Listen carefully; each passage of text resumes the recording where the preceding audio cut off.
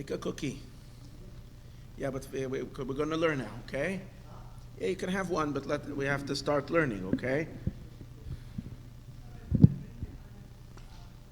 Well, why not?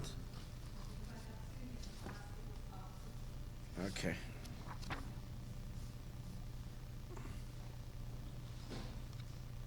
Okay, good evening. We are about to begin. Okay, so today we're going to learn something different. Tonight's class is dedicated to my grandmother. The yard site was today. Chanatzivya Bas Reb Yecheskel. May her neshama have a very great aliyah. Big aliyah. It's the schus of her soul. Okay. Tonight we're going to learn something very special. Sefer Likutei Levi Yitzchak. We've done it before. This is from the father of the Lubavitcher Rebbe, Rabbi Yitzchak, a master Makubal. It's more Kabbalah than it is Chassidus, so we have to expect that we're going to have less understanding in the depth of the concepts, but rather we're going to study the map. And it's just brilliant and very, very, very exciting way. Everything comes together in such a magnificent way, even though it would be nice to really, really understand the concepts behind this magnificent piece of art that that he's going to present. He developed something so amazingly beautiful. It's just that, for me personally, when we understand the concepts and appreciate them fully as they are taught in Memorim of Chassidus, then it's, of course, endlessly more richer. Tonight's class won't afford us the ability to be able to explain the ideas thoroughly the way they should, because first of all, it would take too long. Secondly, I did some research but didn't get a chance to find where these Kabbalistic ideas are explained in Chassidus. So but still, nevertheless, it's different. It's a different style. We've done it already in the past. We did one this year before Chodesh Elul, or during Chodesh Elul, and we did it a few years ago, one on Purim, 2-3 years ago.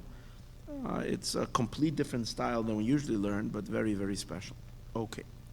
So this is in the volume Likutei Levi Yitzchak, the one that's called Likutim al Tanakh or Ma'amer Chazal. These are gathering of teachings or writings. These are taken mainly from letters that he wrote primarily to his son, the Rebbe, in which he wrote different ideas in Kabbalah, different ideas on Chassidus. You see their correspondence of father to son. It just blows one's mind. The Rebbe's father was a completely innovative person. His style of learning is complete. See, there are people sometimes who have innovation. They're great innovators. They have great ideas. It's one thing to have innovation. It's another thing to innovate a whole new way of learning. He didn't just innovate ideas. He innovated a whole method of learning, which is such brilliant innovation. And you see certain of his style in his son's teachings, which is the Rebbe's teachings. You see that the Rebbe gathered or incorporated into his style certain elements from his father. And what comes across very strongly from his father is that the Torah is exact with utter precision. And that's what you get when you learn Rabbi Levi Yitzchak's Torah.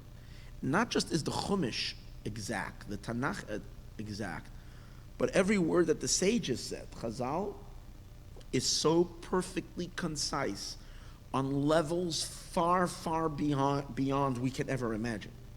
In other words, something could be said on a simple level, but it has such mystical, deeper Kabbalistic meaning, and everything lines up perfectly. You see basically this unbelievable, I don't know what the right word would be. Everything just completely clicks and fits into this very, very, very beautiful, complete. It's very symmetric. It's very symmetric. It's unbelievable. Okay, in this particular piece, it's nothing to do with this week's parsha, as far as I can see, Vayakol Pekudei, but I can't say nothing because there is maybe a little association. But it is, being that it's 30 days before Pesach, it does deal with the holiday of Pesach, with Pesach. It deals with Pesach and Sukkot, these two Yomim Tovim. So let's see. He begins by bringing us a passage of the Talmud, a piece of the Gemara. Masechtas Pesachim Daf Hey Amud Aleph. First of all, this was written on the 12th day of Shvat.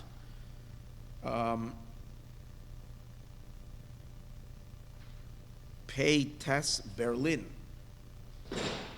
Now, I don't know if the Rebbe's father, probably in the year Pei Tes, Tafresh Pei Tes. That's when it was written. In the year Tafresh Pei Tes. And it would be surprising if it was written in Berlin. The Rebbe, maybe it was written to Berlin, because it was sent to the Rebbe, and the Rebbe was then at that time learning in Berlin. The Rebbe was studying in Berlin at that time. But usually when you write in a letter a city, you're writing the place where you're writing it from, not the place that you're writing it to. So I would have to do a little more research on this. But in any case, it says in Masechtas Pesachim Daf Hey Amud Aleph, in Tractate Pesachim, on page number 5, Tana Devei Rabbi Yishmael. They learned in the academy of Rabbi Yishmael. B'schar Shloisha Rishon, in the merit of 3 Rishons, 3 things that are first, Zachu L'Shloisha Rishon. They merited, the Jewish people are going to merit 3 firsts, 3 things that are called firsts. They're going to merit it because they keep 3 commandments that are associated with the first. Okay? Again, as a result of our observance of 3 mitzvahs that are associated with the first, we're going to see soon what they are, we merit 3 wonderful things that are associated with the first. This is the idea of midah keneged midah, measure for measure. So when we do a mitzvah with the first, we get rewarded with something else associated with the first. What are the 3 things that we do so the Gemara doesn't say openly. Rashi explains what are the 3 mitzvahs that we do on the first. So Rashi says like this: it's the observance of Pesach, which the first day of Pesach is called the first. Ach b'yoyim harishon, on the first day you should get rid of chametz and be chametz free, and for 7 days you should be that way. So it says it uses the term rishon first. So that's the first mitzvah, the observance of Pesach. The second mitzvah, Rashi says, is the observance of Sukkot, the mitzvah of Sukkot, which, again, it's a 7-day holiday and then an 8th day, but the first day of Sukkot is called Yom Rishon, the first day. And then, in addition to that, the observance of the mitzvah of Lulav. That means Sukkot has a double first. There is the first of Sukkot, which is for the mitzvah of Sukkah, for the holiday of Sukkot, which is primarily the holiday of Sukkot is associated with Sukkah. But in addition to the first of the holiday, which is called the first day of Sukkot, as the holiday of Sukkot, in addition to that, there is the mitzvah of the 4 species, which those 4 types of plants that we hold together, the lulav, the esrog, the lulav, the hadas, the arava. When we hold these 4 species together, that too the Torah says, "Ulakachtam lechem," you should take it b'yom harishon, on the first day. So these are the 3 things of the first: Pesach, Sukkah, and Lulav. Okay.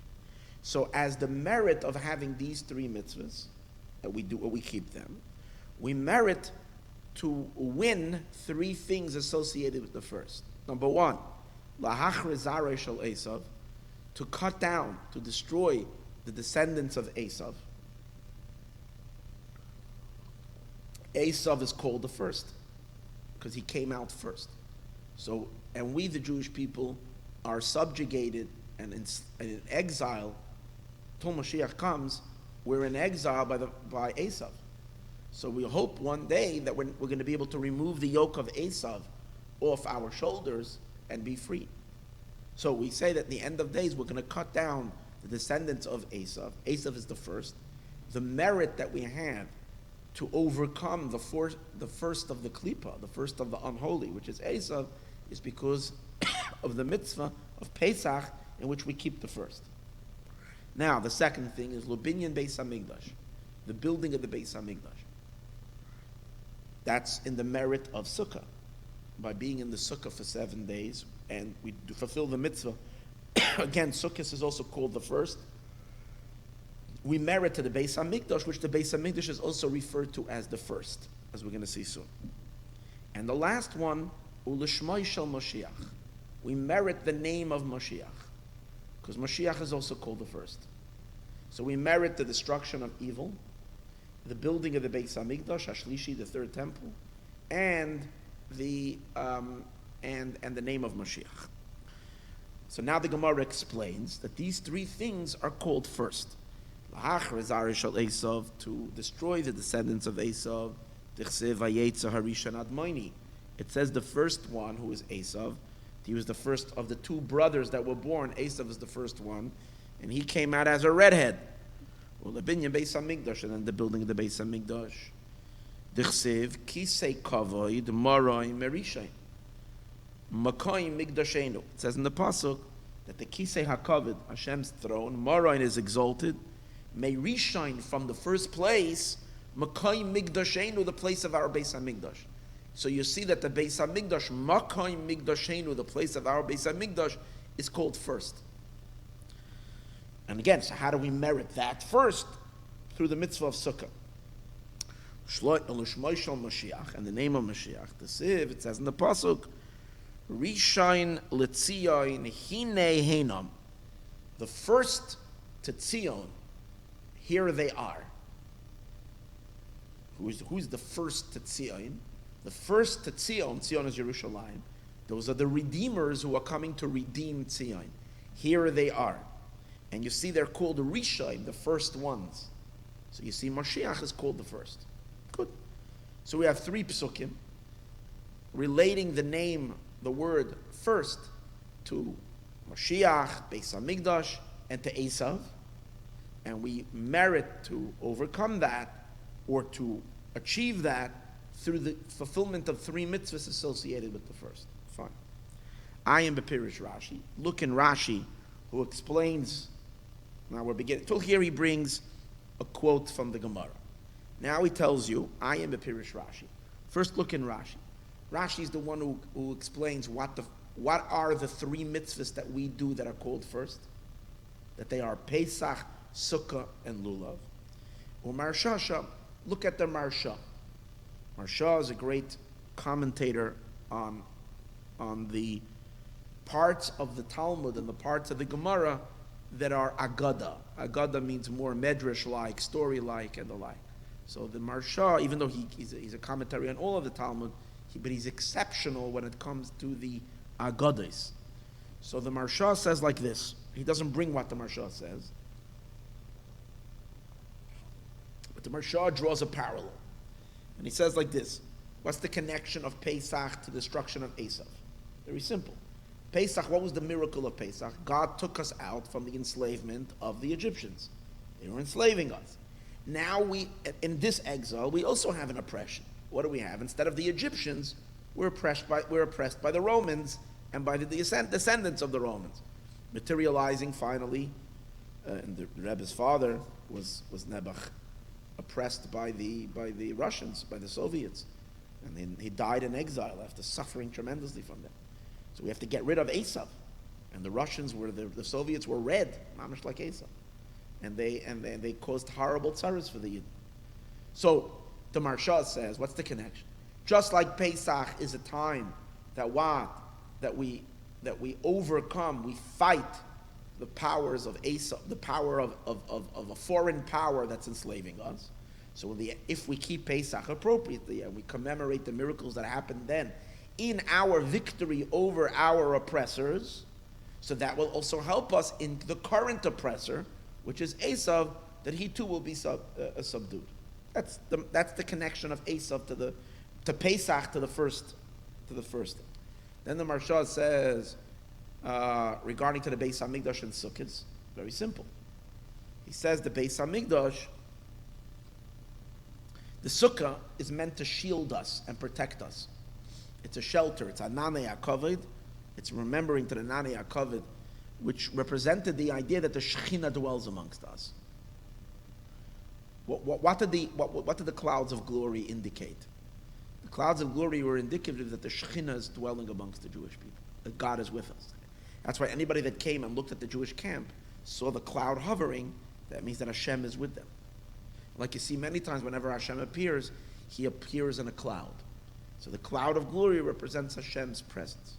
So if we keep commemorating Sukkot, then the merit, what do we merit? We merit Beis Hamikdash, which Beis Hamikdash is the place where God dwells. So we're going to merit in the future, again Hashem dwelling amongst us. Thirdly, by taking the mitzvah of the Daled Minim, he says the Daled Minim are meant to increase joy. That's what they do. They bring simcha. The pasuk says, "Ulekachtem," you should take these things, "Usamachtem," and you should be joyful in front of Hashem. These species of plants evoke joy. So by us doing the joyous mitzvah, we're going to merit. It doesn't say we're going to merit Moshiach. We're going to merit the name of Moshiach, which he says the name of Moshiach is Menachem. And the Gemara, we're going to talk about the names of Moshiach later, but the name of Moshiach is Menachem, and Menachem means comforting, which is the same idea of joy. Will make us happy after our sadness. As we say, Samchenu, Hashem, bring us joy, ki amoisen isanu, like the days of our affliction. We were afflicted such a long time, now make us happy again.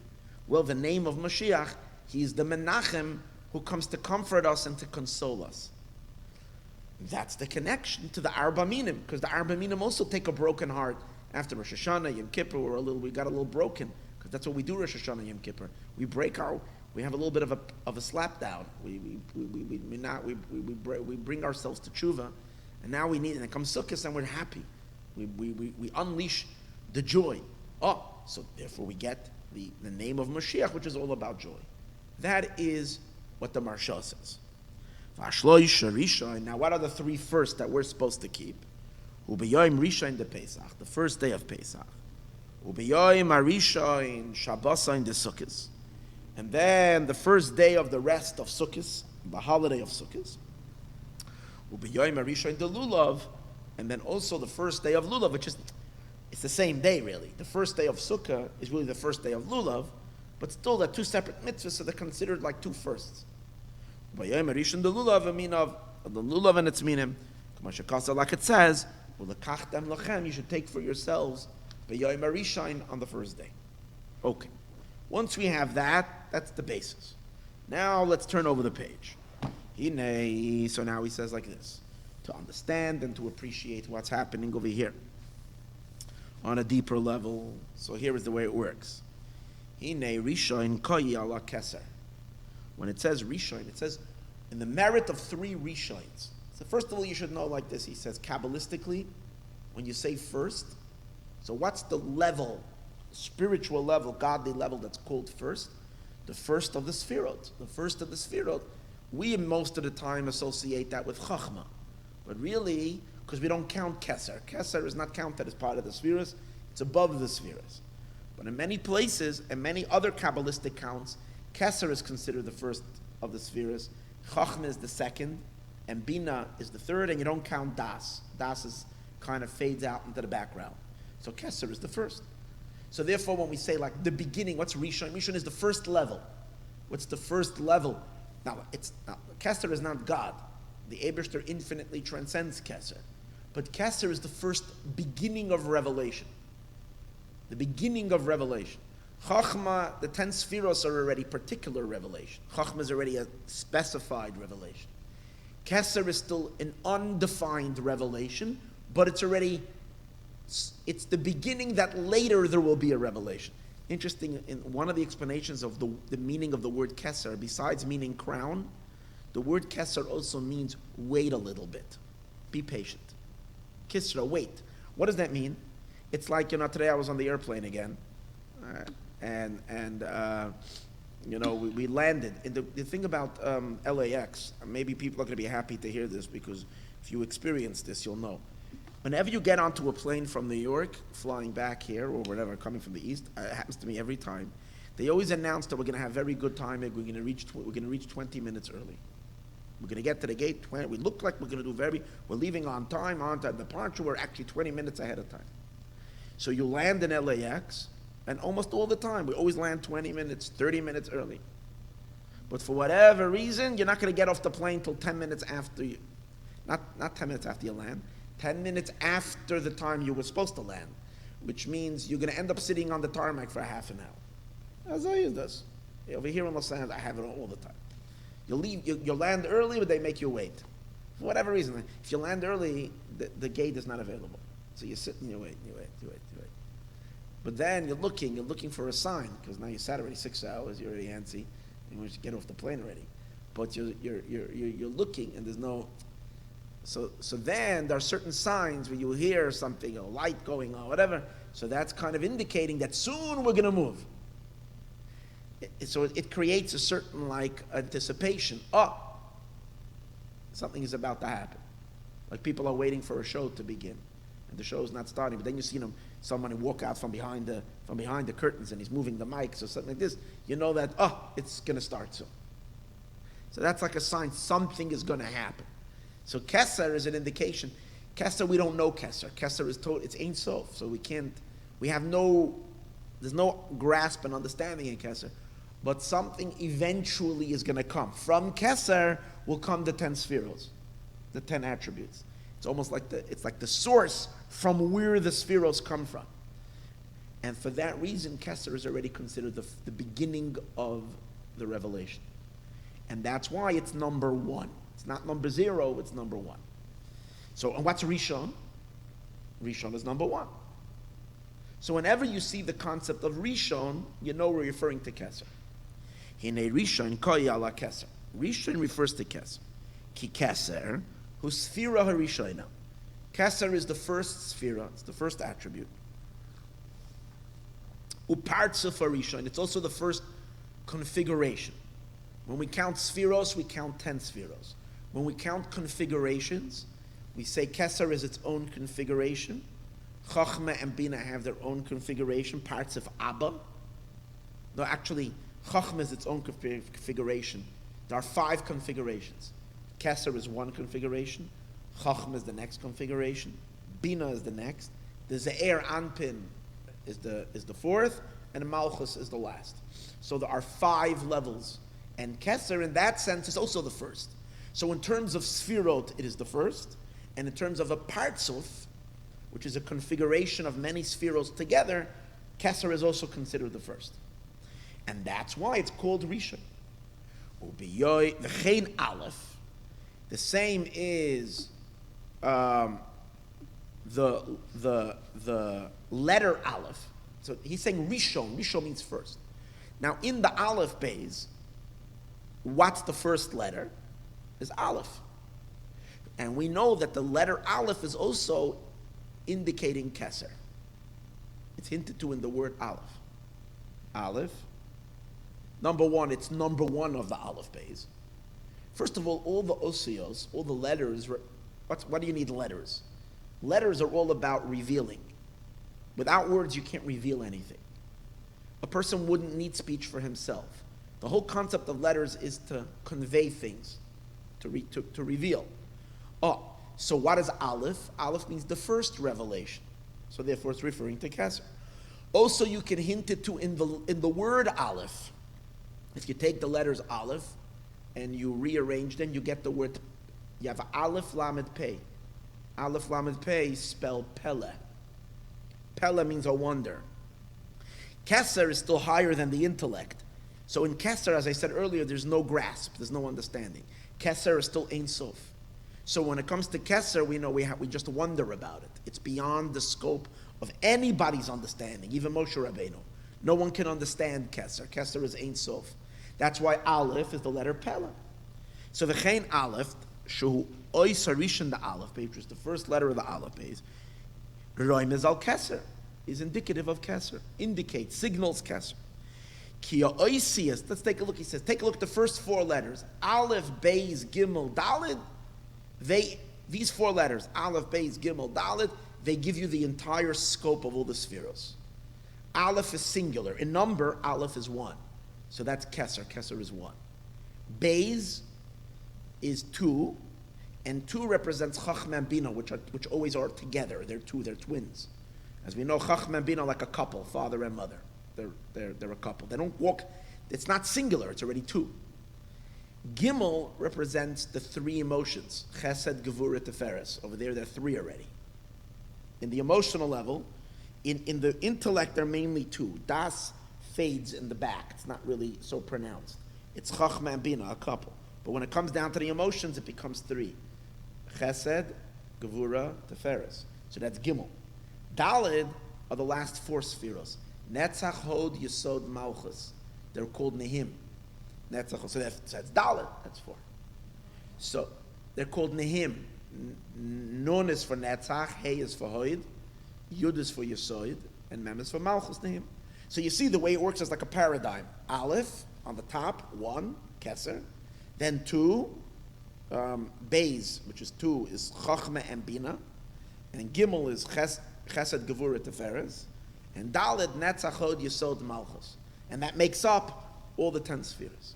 So, but what is he trying to bring out from here? That Aleph, which is the first letter of the Aleph base, is indicating Kesser. So you see, Kesser is called the Rishon, the first. Ki ha'oisi is Aleph base Gimel Daled, Roimzem ala Esa spheres. They all indicate the 10 spheres. How? Aleph Kesser. Aleph is indicative or symbolizes Kesser. Shiur Pashit, a simple Shiur, whether Shiur means a song or it's a Kabbalistic term that we refer to. Beis, Chachma, Bina, Shiur, Kafel, they're called a double Shiur. Gimel, Chagas, Chesed, Gevurah, Tiferes, Shiur, Meshulosh, it's a triple Shiur.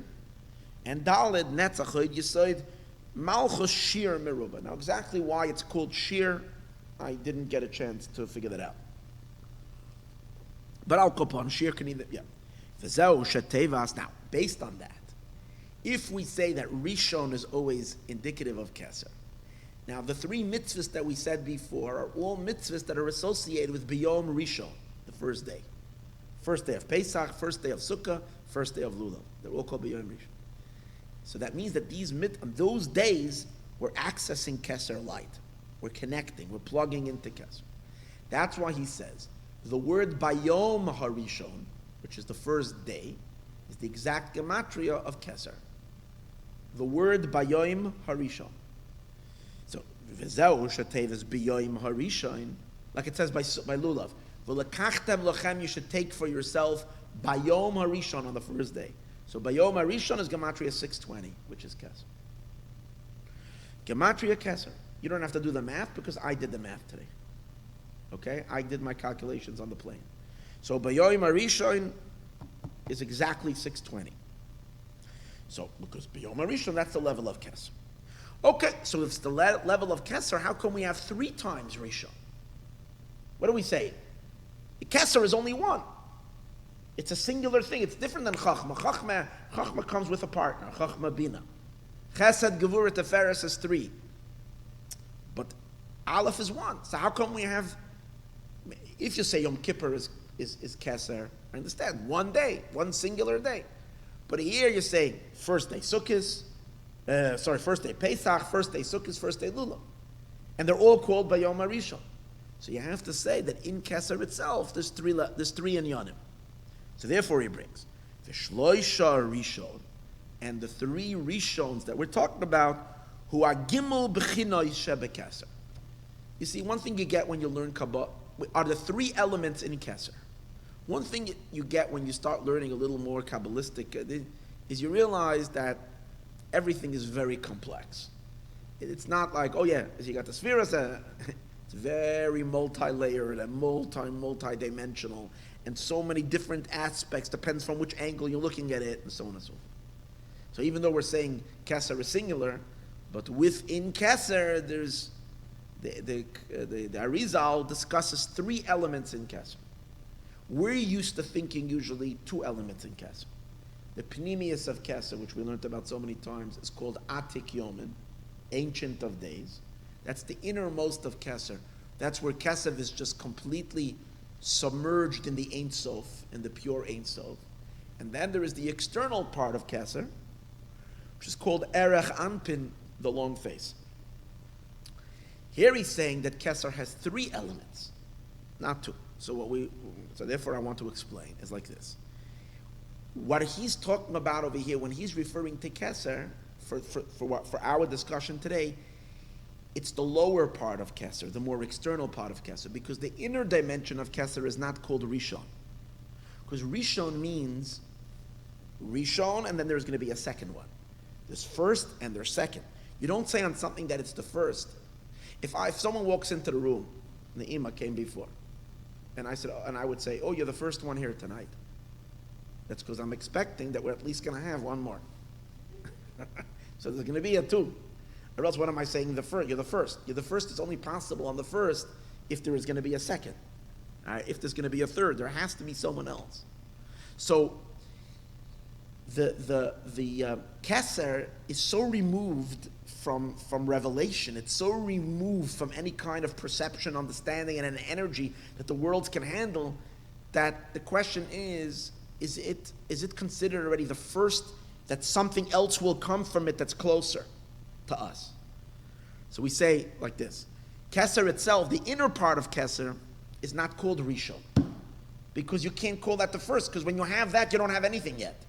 Hashem is still so hidden and so in himself and so incomprehensible that nothing can even come from that. That's the beginning of creation.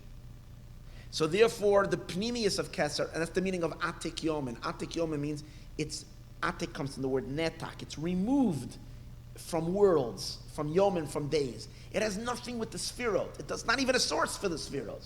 If it's not even a source for the attributes, we can't call it first. So when we're saying Kesser is called first, we mean the second level of Kesser, which is the external part of Kesser, called Erech Anpin. Let's look at the words Erech Anpin. Erech means it's long. Long, the true meaning of long means what? It's infinite. It's long. The true meaning of long is it never ends.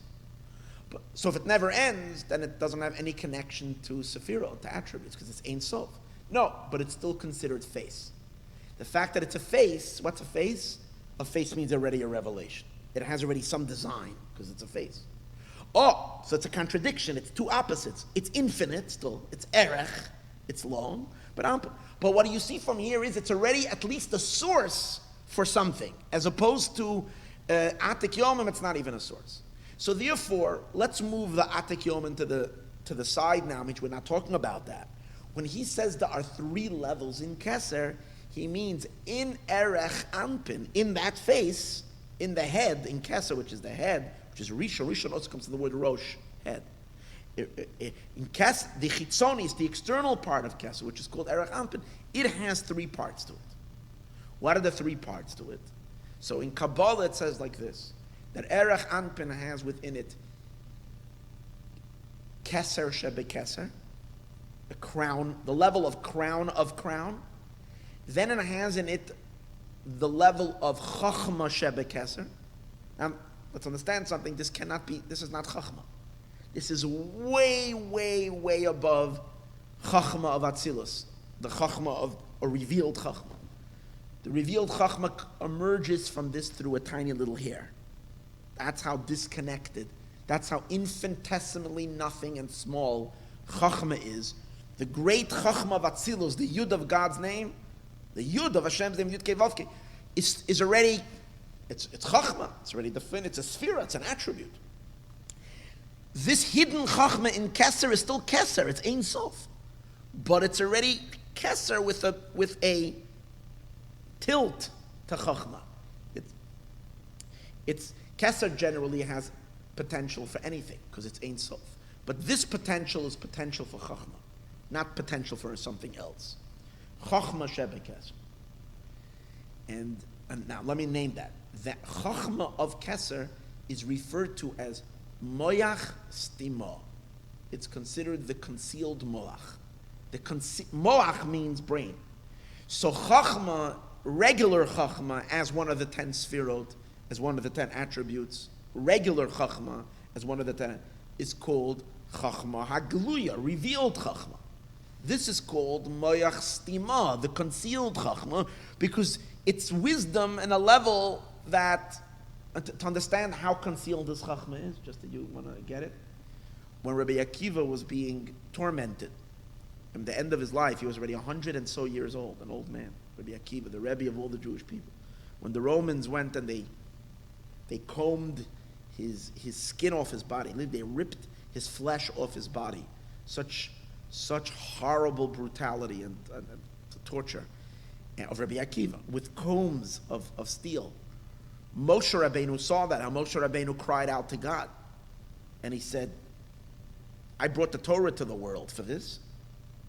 He's the one person who learned the Torah in a way like no other human being, to the point that Moshe Rabbeinu felt when he saw Rabbi Akiva teaching Torah, that Hashem should have given the Torah through Rabbi Akiva, not through him. He felt inferior to Rabbi Akiva in Torah knowledge. So Moshe Rabbeinu cries out to God, and he says, what are you doing? How do you let them do this to Rabbi Akiva? And God says to him, Shtoik! Quiet. Don't ask. This is what arose in my thought. So what does that mean, God saying? I'm just being plain stubborn, I don't have a reason? Just don't ask. God was saying there is a reason. A reason that, but where is the reason? Moshe Rabbeinu's level was Chachma. He attained the highest Chachma. But his level was Chachma, revealed Chachma. The reason that God was talking about, that he has over here, was from Chachma Stima, from the Chachma in Kesser, in such a high, deep level. And to that level, even though Moshe is the revealed Chachma, which the revealed Chachma comes from the concealed Chachma, yet it was so beyond Moshe that Moshe couldn't even, Hashem is not even saying, let's talk about it, let me try to explain it, or let me give you a clue. Hashem tells Moshe Rabbeinu, Shtoik, silent, don't even search it, don't even try to know this, because you will never know this. You can't know this. So what do you see from here? The distance between the concealed Chachma and the revealed Chachma. So Chachma Stima, the concealed Chachma, is Chachma of Kesser, but where is it in? It's part of Kesser. So these are two levels. One is the Kesser. Now, in Kabbalah it says, the higher level, the Kesser of the Kesser, is called Galgalta. It's called the skull. It's like just like a head, the skull. Now the Kesser, the Pnimius of Kesser, Atik Yoimen, is like the crown that goes on top of the skull. It's not part of the body. It's like above, completely removed. It just sits on top, but it's not part of the body. Like we said earlier, that level can't even be called first. It's not first, it's prior to first. So in terms of using the physical example of a crown to symbolize it, because just like a crown is not part of the body, so Kesser can't even be considered like part of the revelation. It's still beyond it. That's the Pnimius of Kesser. But the Chitzonius of Kesser is like the head, which is already part of what's going to come. Now, and I said, what did we say over here? There's three parts to Kesser. One is the Galgalta, which is the skull. The other one is Moyach Stima, the concealed brain. That's like a brain. Where's the brain? Inside the skull. And the skull goes around the brain, in the body. The brain is inside the skull. So those are two levels. What's the third level? So the Eitz Chaim, the Arizal, says that between the brain and the skull, first there is a membrane around the brain. You look into a human brain and a human head.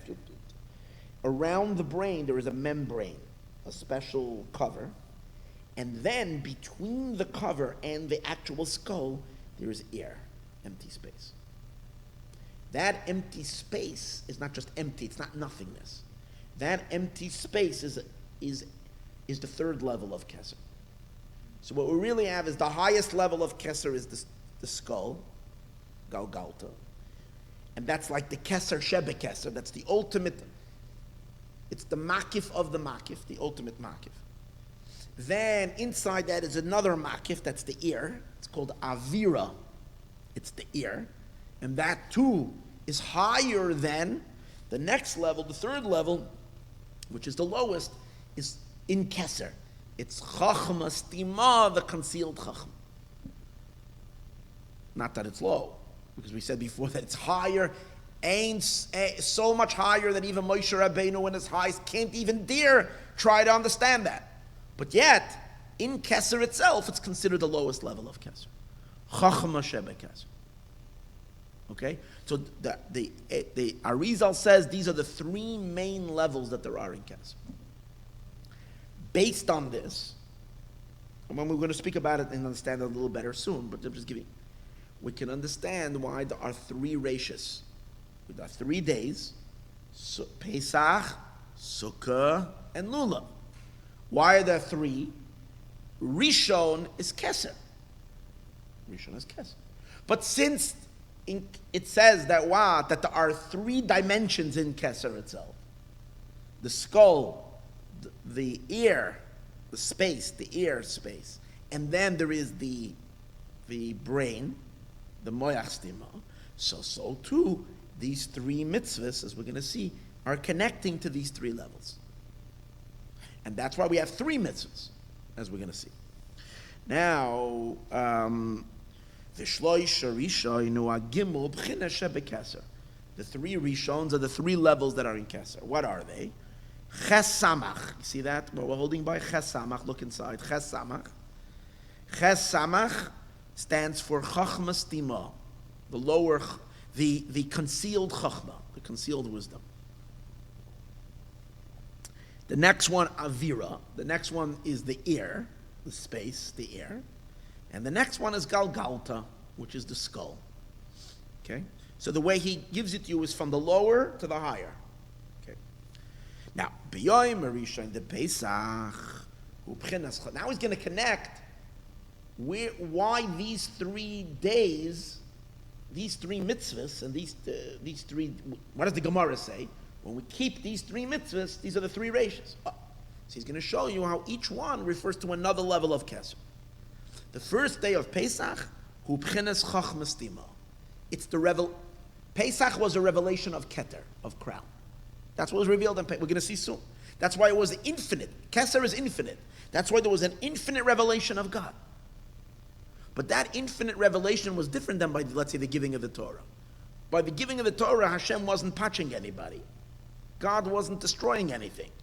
Hashem wasn't breaking anybody. He was just revealing himself with love and light. But by Pesach, the revelation was he killed all the firstborn Egyptians. And then later he drowned all the other ones. So you see there was an element of judgment over here. In Kesser, there's no judgment. In Kesser, there's no judgment, but in Chachma of Kesser, there is judgment.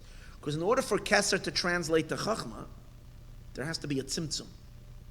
Because Kesser is Ein Sof. Chachma, even though we're not talking about real Chachma over here, actual Chachma, we're talking about a potential for Chachma. Let me give an example for what Chachma Stima means in the human experience. In our experience, the way it's explained is like this. We have Chachma. Chachma is the first flash. The first idea, the lightning, the boom, the flash of light that comes. What's the Chachma Stima? Chachma Stima is not the Seichel, but the Koach that produces the Seichel, which we don't know what that is. No one knows what that is. When you're perplexed, when you come to a situation where you don't understand something, and you're really, really just standing, you don't know what to do. You don't know. It could be in deep learning, or it can be in any situation. You know, you're in a situation when you can't figure out how are you going to make the time work today, because you have a few different things that need to get done, and they're clashing with each other. Right? It happens many times, right? You have a few things that need to get done, and you're trying to figure out how, God, help me now. I don't know what to do. How am I going to get this done? How am I going to... And you're trying to and suddenly you have a boom. So the flash, that's the Chachma. But when you have that flash, you realize that flash came from somewhere. Do you know where can you identify that, where it came from? Where it came from, you don't know. The only thing you know is from the fact that you had a flash, it had to come from somewhere. But the place where it came from is utterly unknown to us. That's called the koach hamaskil. There is seichel and there is maskil. Maskil means what makes seichel, what produces seichel. But we don't know. Why don't we know what it is? Because it is so hidden in our soul, in our essence of our soul, that we don't know our. And you know why we don't know what it is? You know why we can't sense it? Because it's not seichel. It's still the simple, pure soul.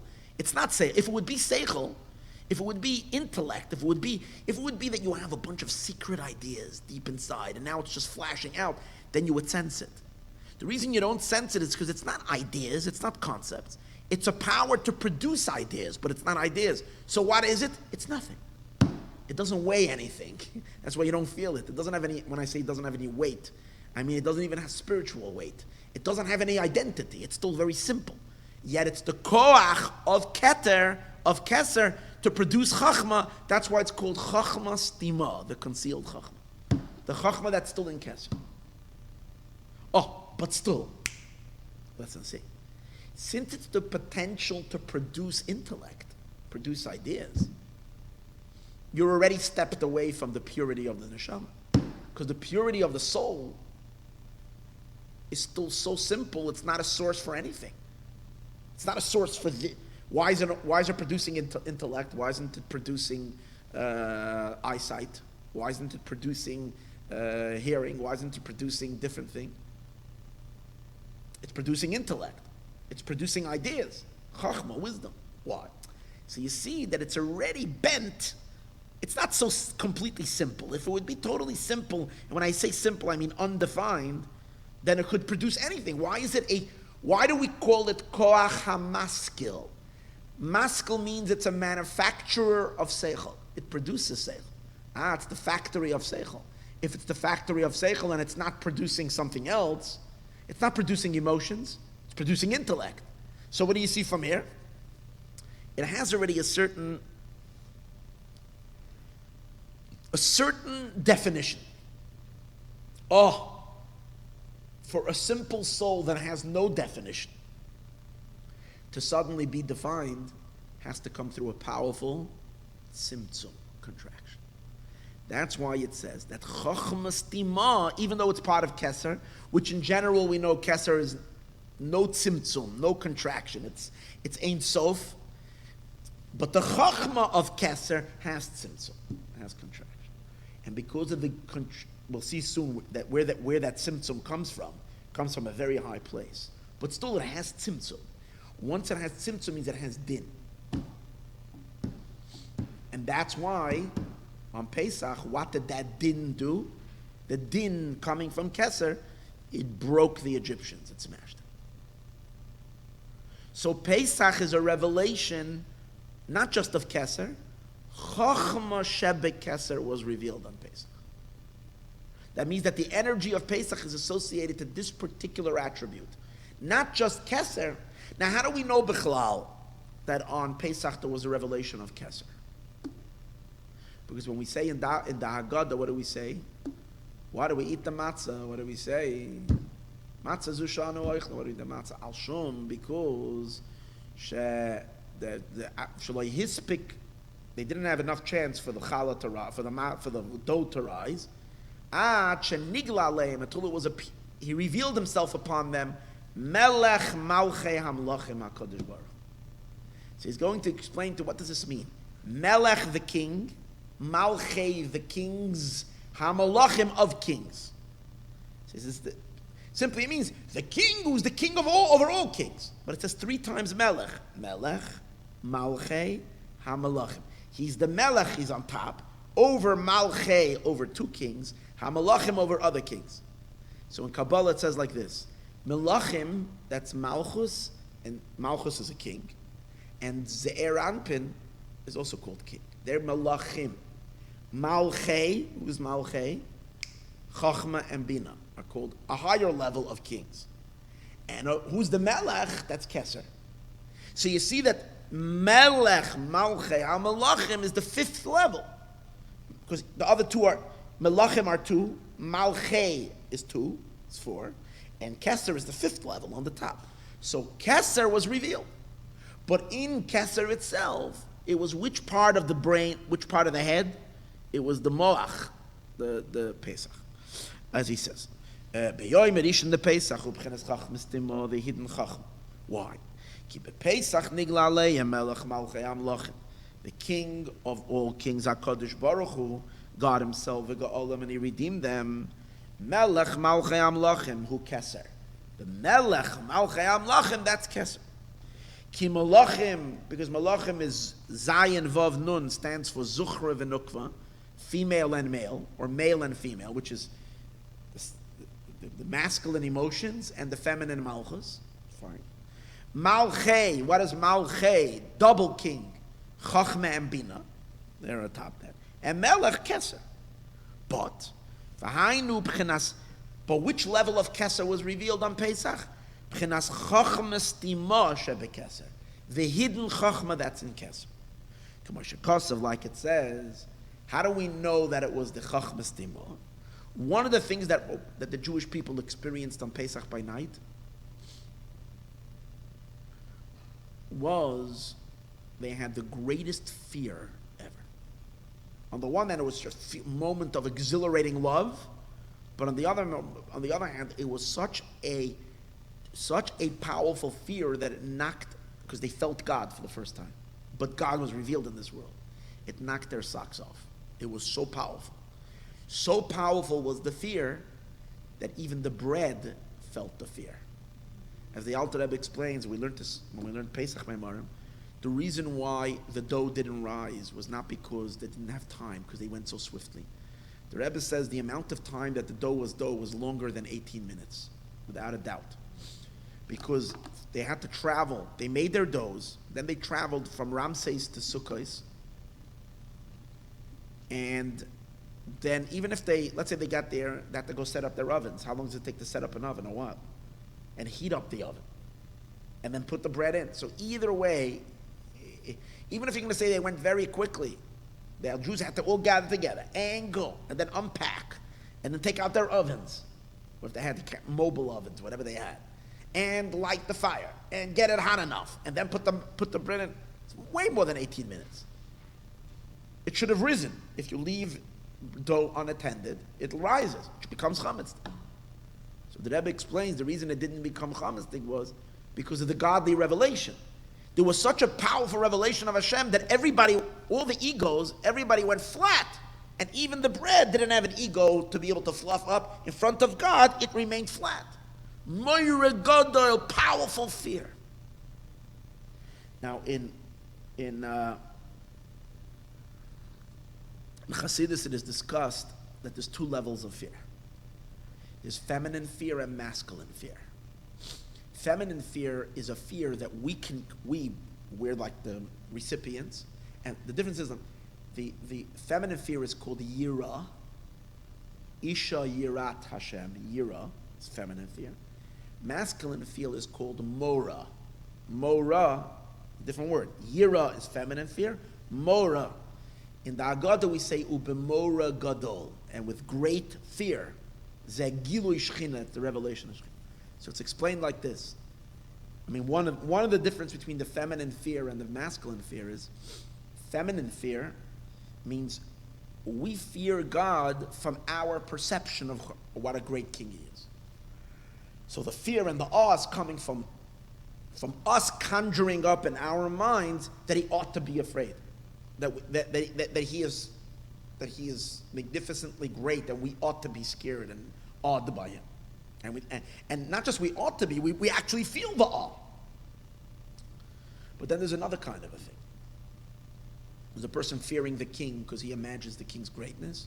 There's another way when suddenly the door in his house opens up and 10 officers come walking in and they're all standing like this, and then the king walks in suddenly, like without any announcement, and the king is there.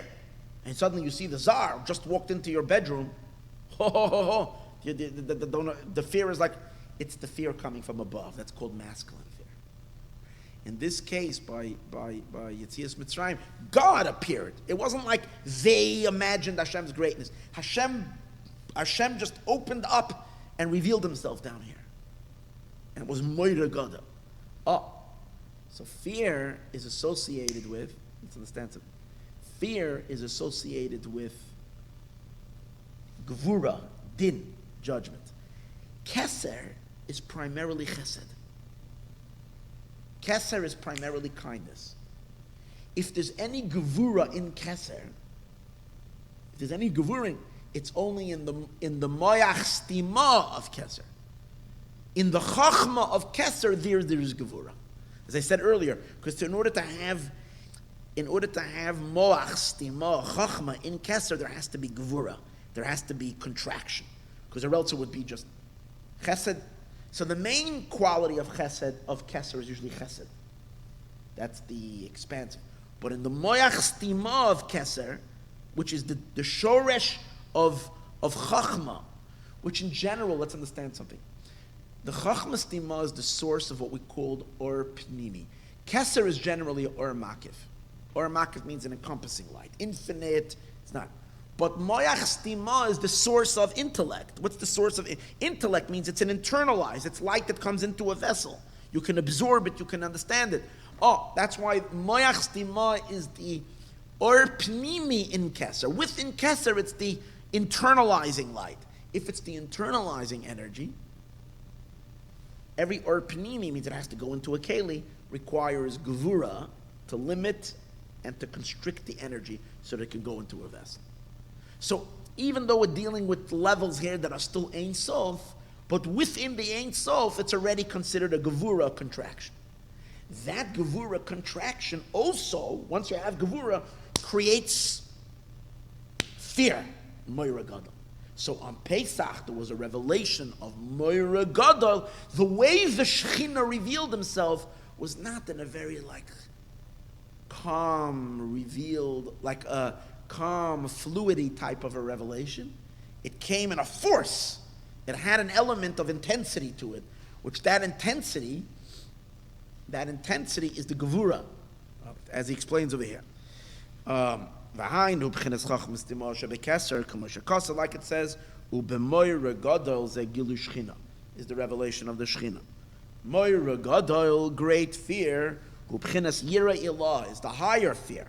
Umoira Gadol ulashen Zachar, it's masculine. Hainu Chachmas Tima, it's the Chachmas Tima. Shesham, what did I tell you earlier? That in Chachmas Tima is the powers of Gevura. But which Gevura? Shesham Gevura Da'atik. We know the order, the way things work above, is that the higher sphirot, the higher levels, are mislabesh. They enclose themselves in the lower. So, right? Whatever is higher gets enclosed in the lower. The lower becomes like a garment for the higher. So, Kesser, the lower element of Kesser, which is what? Erech Anpin, becomes a lavush for Atik Yomen.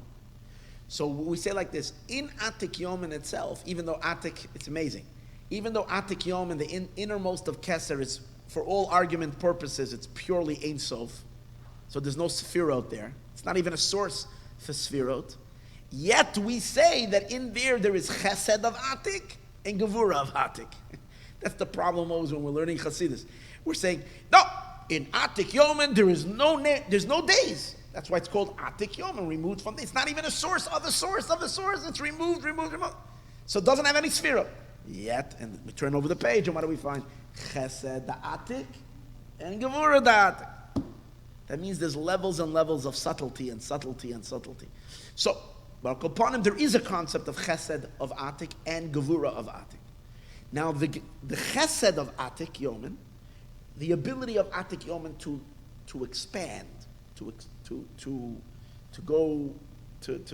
reveal itself and to be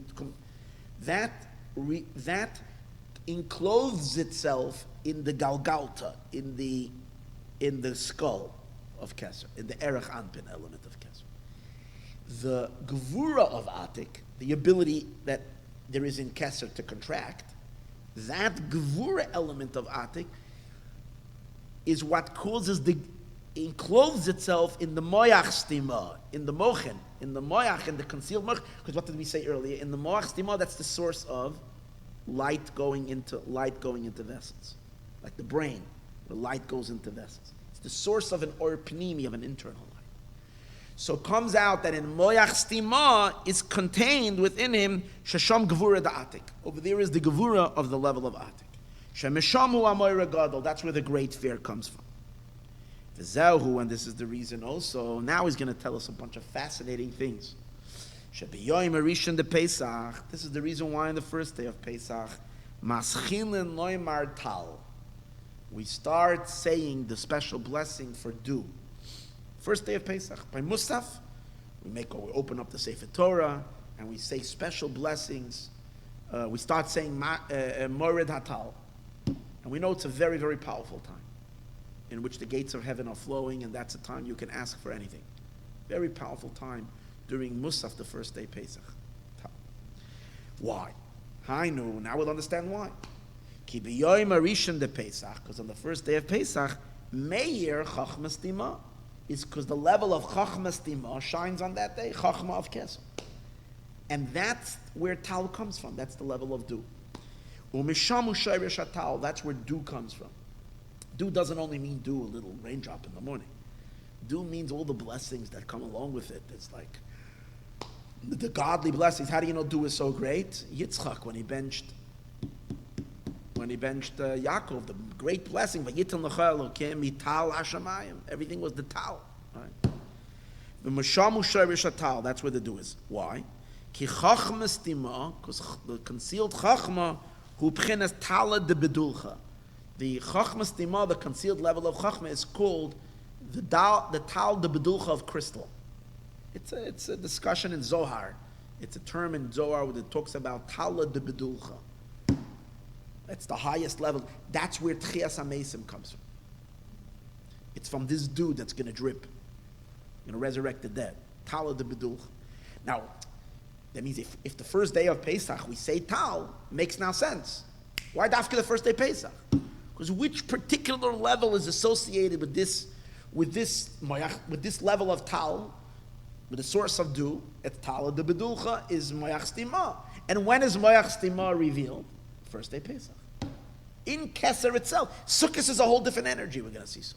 But in Pesach, it's this level. The Yesh Loimar, now the Rebbe's father adds. And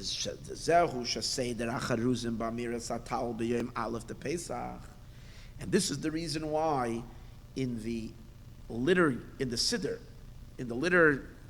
that we say on the first day of Pesach, we say a special blessing for dew, who I'll say their tashrak. You know, the Siddur, we don't realize how deep secrets there are in the Siddur. Secrets and secrets. So when you come to the special things that we say for Tal, the Chazan says this in the repetition of Shmona Esrei.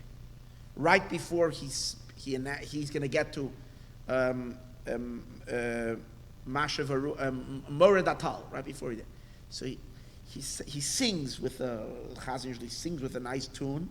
He sings like 1, 2, 3, 4, 5, 6 paragraphs. And at the end of each paragraph, everybody calls out Bital with Tal. It's usually sung with a nice song.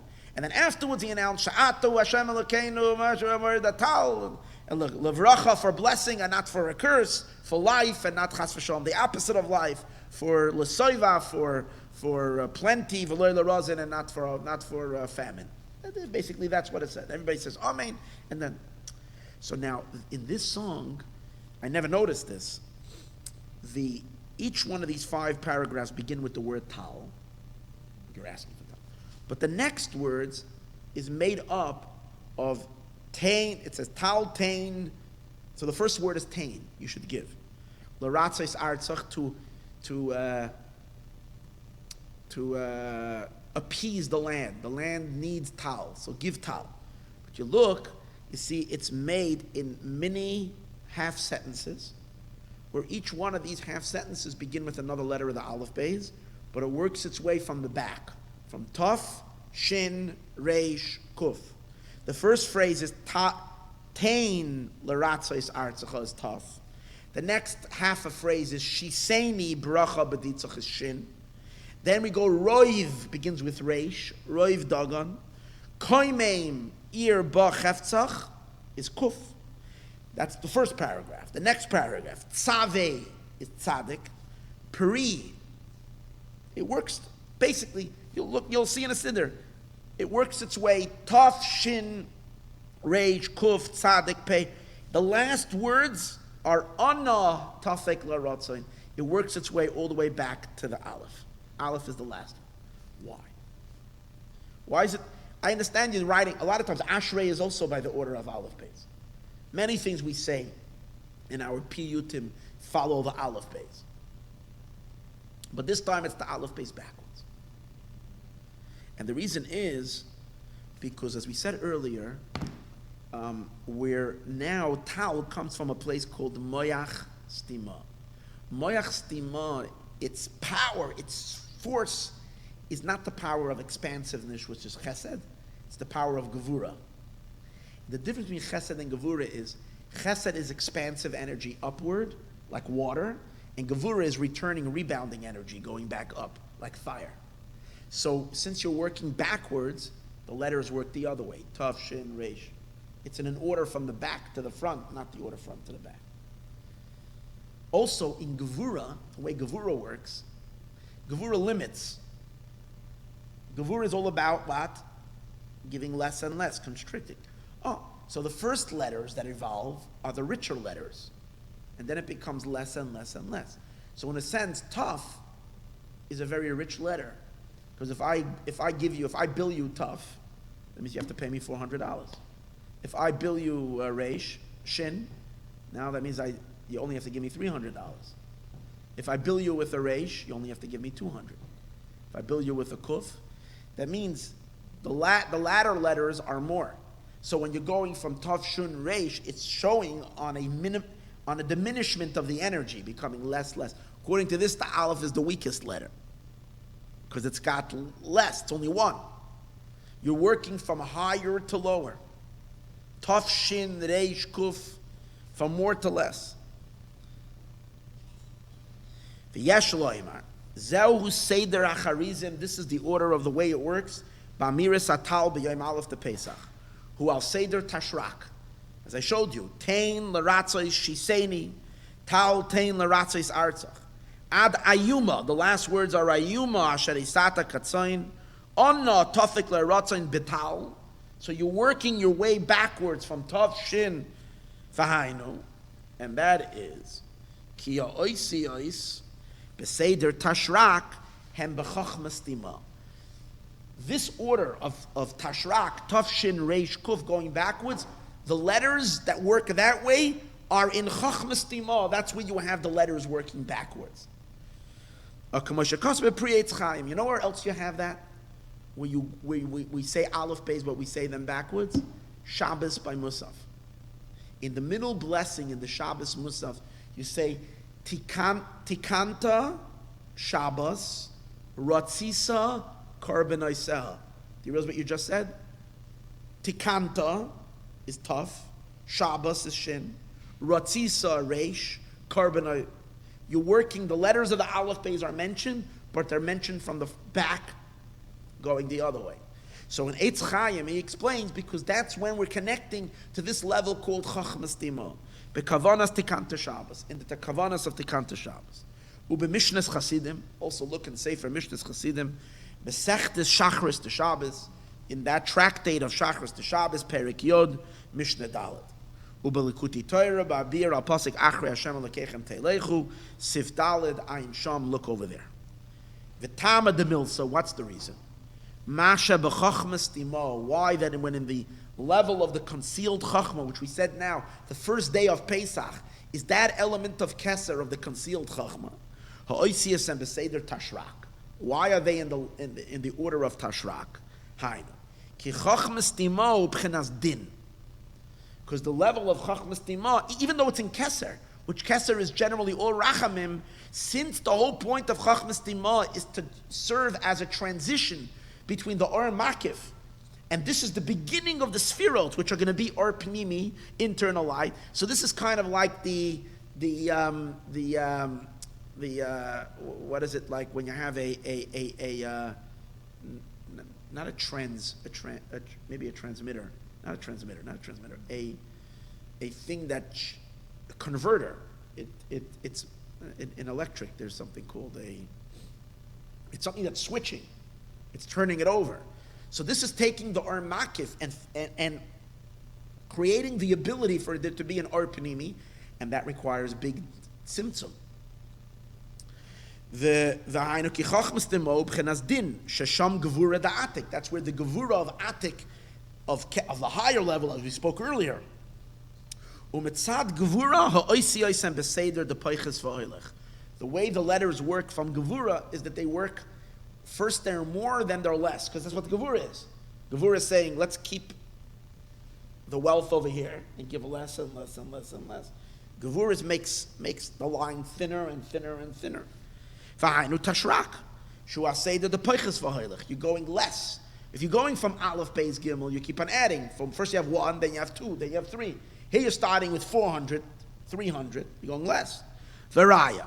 And what's the proof? What's the proof that in the world of Gevura, you go from more to less? Midas Shammai. We know there's a big machlokes between Shammai and Hillel on Chanukah. We all know that the Mahadran, Mina Mahadran, the best way of doing the mitzvah is to make every day the amount of candles to indicate the change in Chanukah. The first, right? So there's 8 days. So one day you're going to light 1 candle, but one day you're going to light eight candles. But there's an argument between Shammai and Hillel, which one is going to be the 1 candle, and which one is going to be the 8 candles. Our minhag is like Hillel.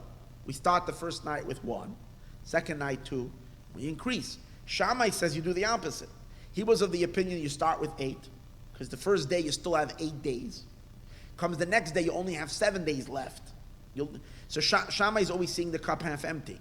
So he's looking, he says, oy vey, we drank up already, we have already 1 day. It's like Chanukah is one of those Yom Tovim that it's like goes by so fast before you know. Say, what happened? How did it end up already the 7th, 8th night? It's like, see, a Yom Tov that you don't go to work, it doesn't go so fast. But Yom Tovim that you work, it's like before you know it, it's over. So Shammai has that attitude of seeing it less and less. Hillel says, wow, we had already 2 days Chanukah, we had already 3 days Chanukah, so much energy, so much holiness.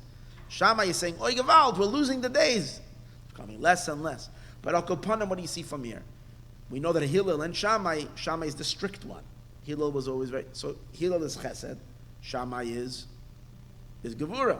And what does Shammai say? You go from more to less. So you see from there that Gevura works from more to less.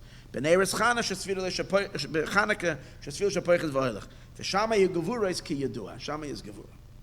Ulechein, therefore, betal on tal.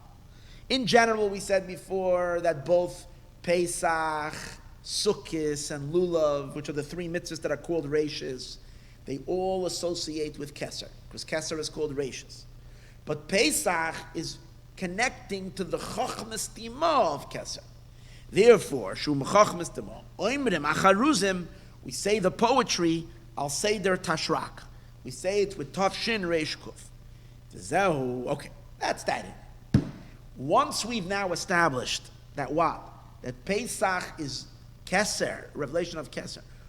But what element of Kesser? The inyan of Moichin, Moyach Stima, the brain in the skull, not the skull, not even the ear that's around. Remember we said there's the skull, then there's the ear, space, and then there is the brain.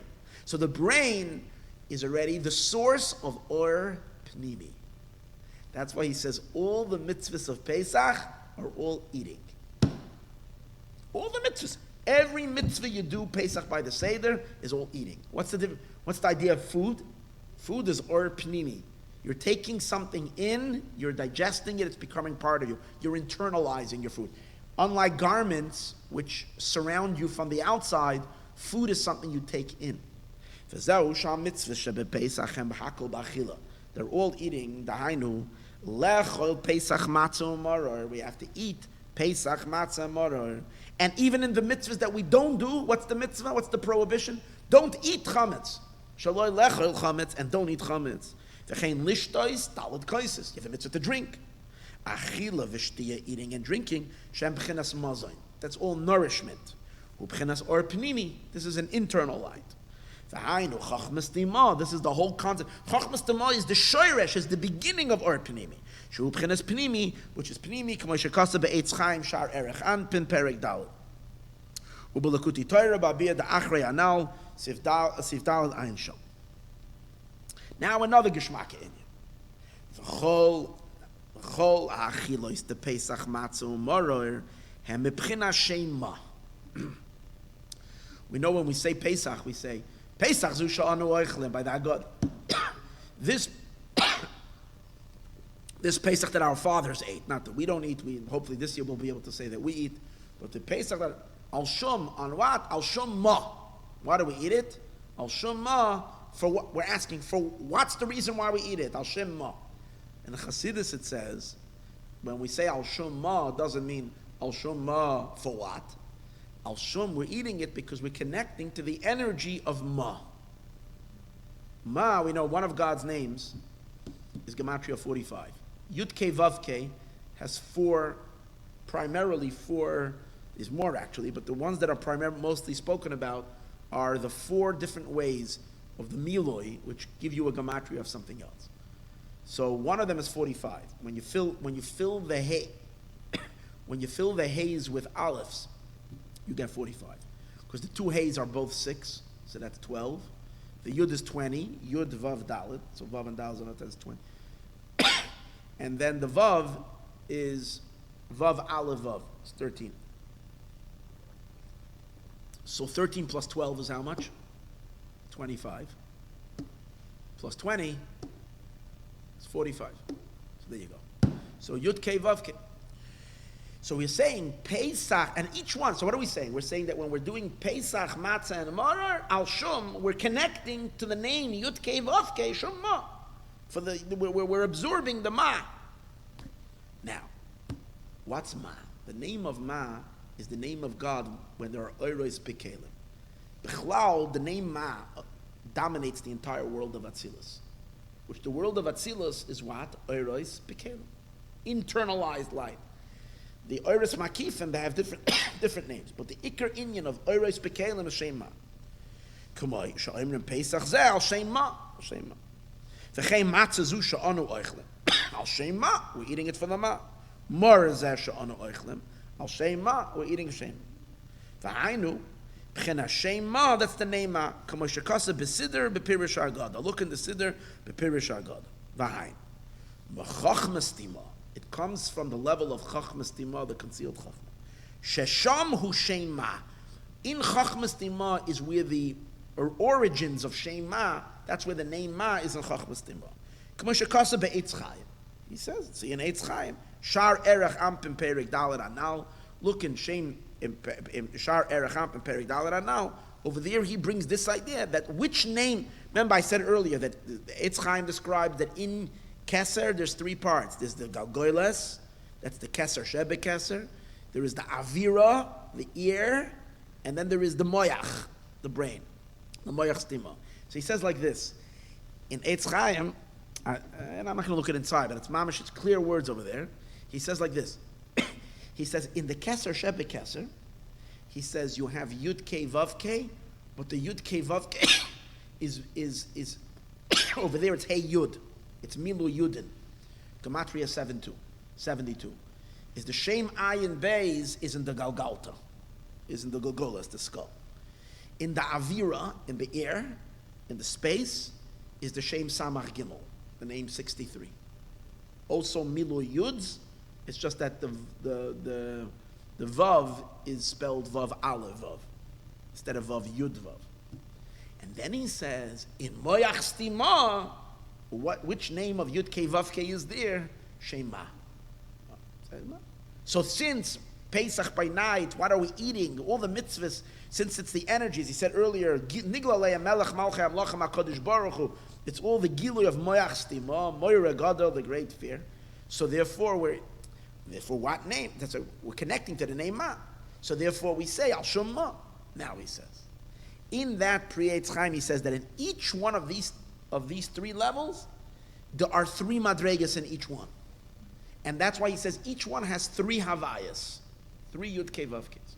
So there's Yud-Kei Vav-Kei equaling 72 three times in the Golgalta, three times in the Avira equaling 63, and three times in the Moicha Stima, also equaling 45. And he explains the differences between them because they're different nekudas. Even though it's the same letter, so it equals 45, but why do you have to have three? It's different nekudas each time, so that will make it different. It's a different energy. But the three of them comes out because there's three. So Pesach by night, in which we are now mamish connecting to the Moyach Stima. How many times do we say Al Shumma? Three mitzvahs. Pesach Al Shumma, that's the one Yud Kei Vav Kei from that level. Moroyer Al Shumma and Matzah Al Shumma. Each one. These are the three maz. Following? We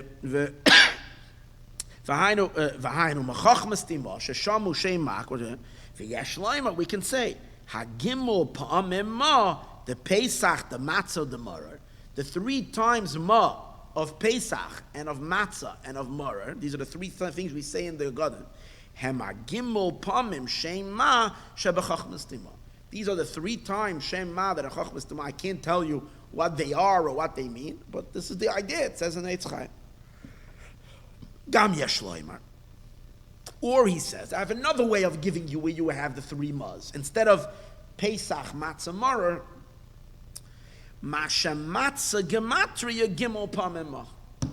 Matzah itself, the word Matzah, is Gematria three times Ma. Because what's 3 times 45? 135. 3 times 45 is 135. Now let's take a look at Matzah. Mem and Tzaddik is 130. Plus, hey, Matzah is 3 times Ma. Because Matzah itself comes from the power. And the whole inyan of Matzah is flat. What's Ma? Ma means what? Bittel, another. Matzah is flat. It doesn't have an ego. Oh, and that's why. First of all, Matzah itself has the 3 Maz inside of it. Because the word Matzah itself is Gematria 135, which is 3 times the word Ma. Masha Mesadrin ala Ka'ara Gimel Matzahs. On the Kara, you put 3 Matzahs. So the 3 Matzahs themselves are the 3 Maz. So earlier he said maybe it's the Pesach, the Matzah, and the Marer. The 3 mitzvahs of food that we eat. But now he's saying that in the matzah itself, either matzah, the word matzah is 3 times ma, or we could put 3 matzahs. And that's what we're connecting to Pesach by night.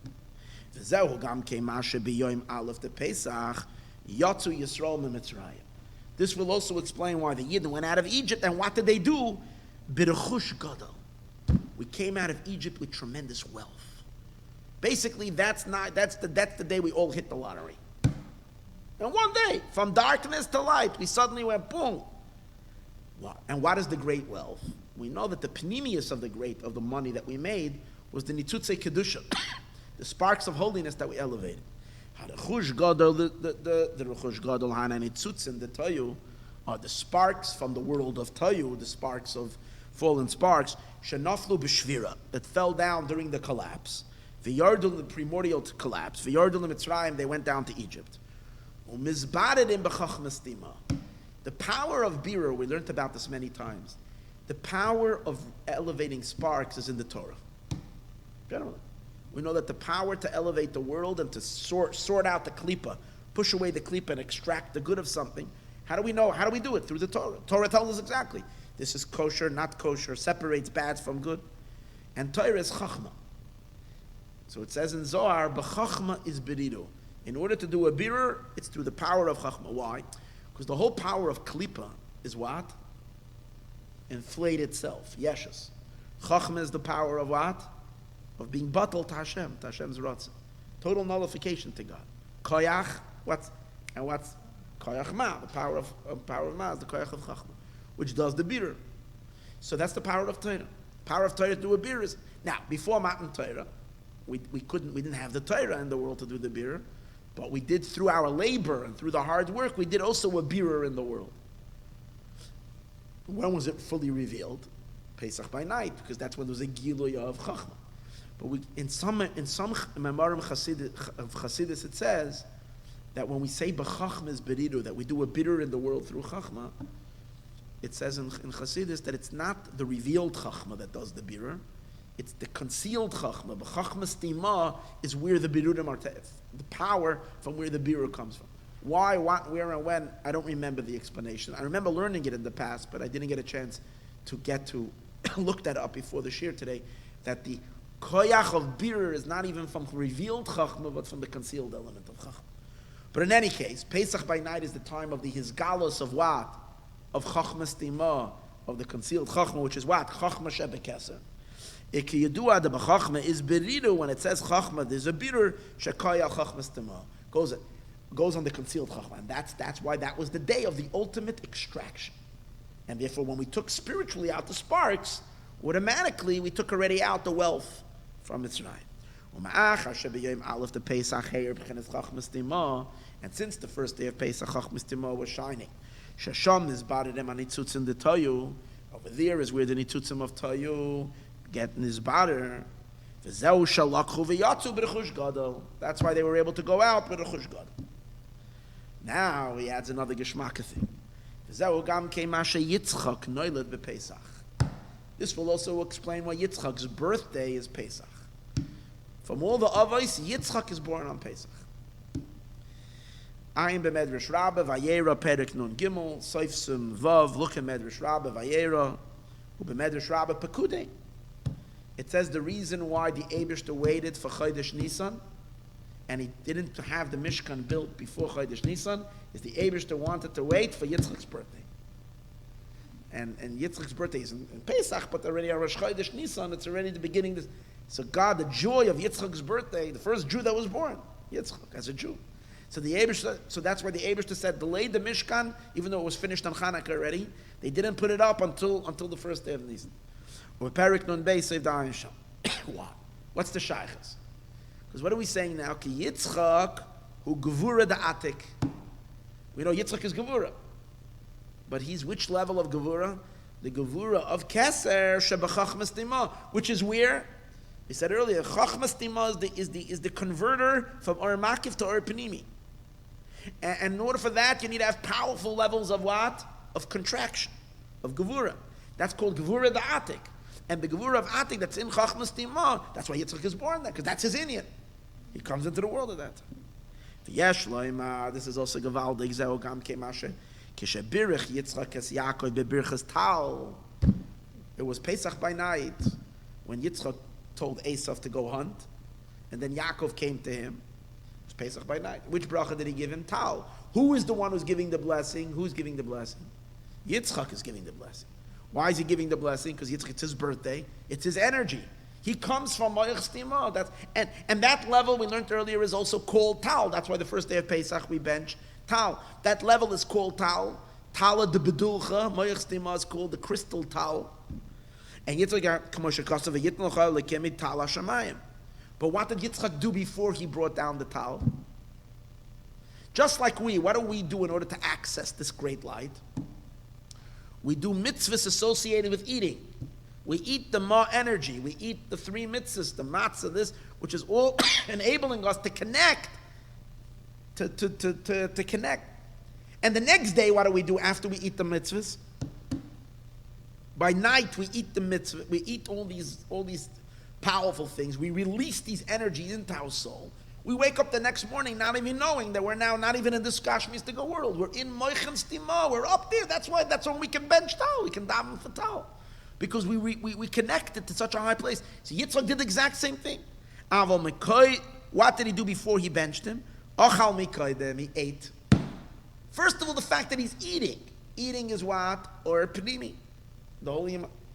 But what did he eat? Shnei Gedia Izim Toivim. 2 good goats.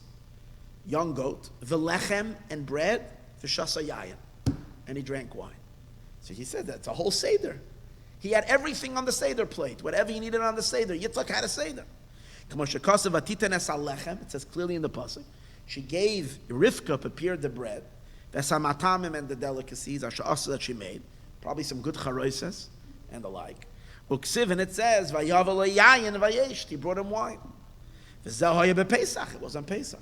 Ki hashnei geduya izem hayel lePesach ulechagiga.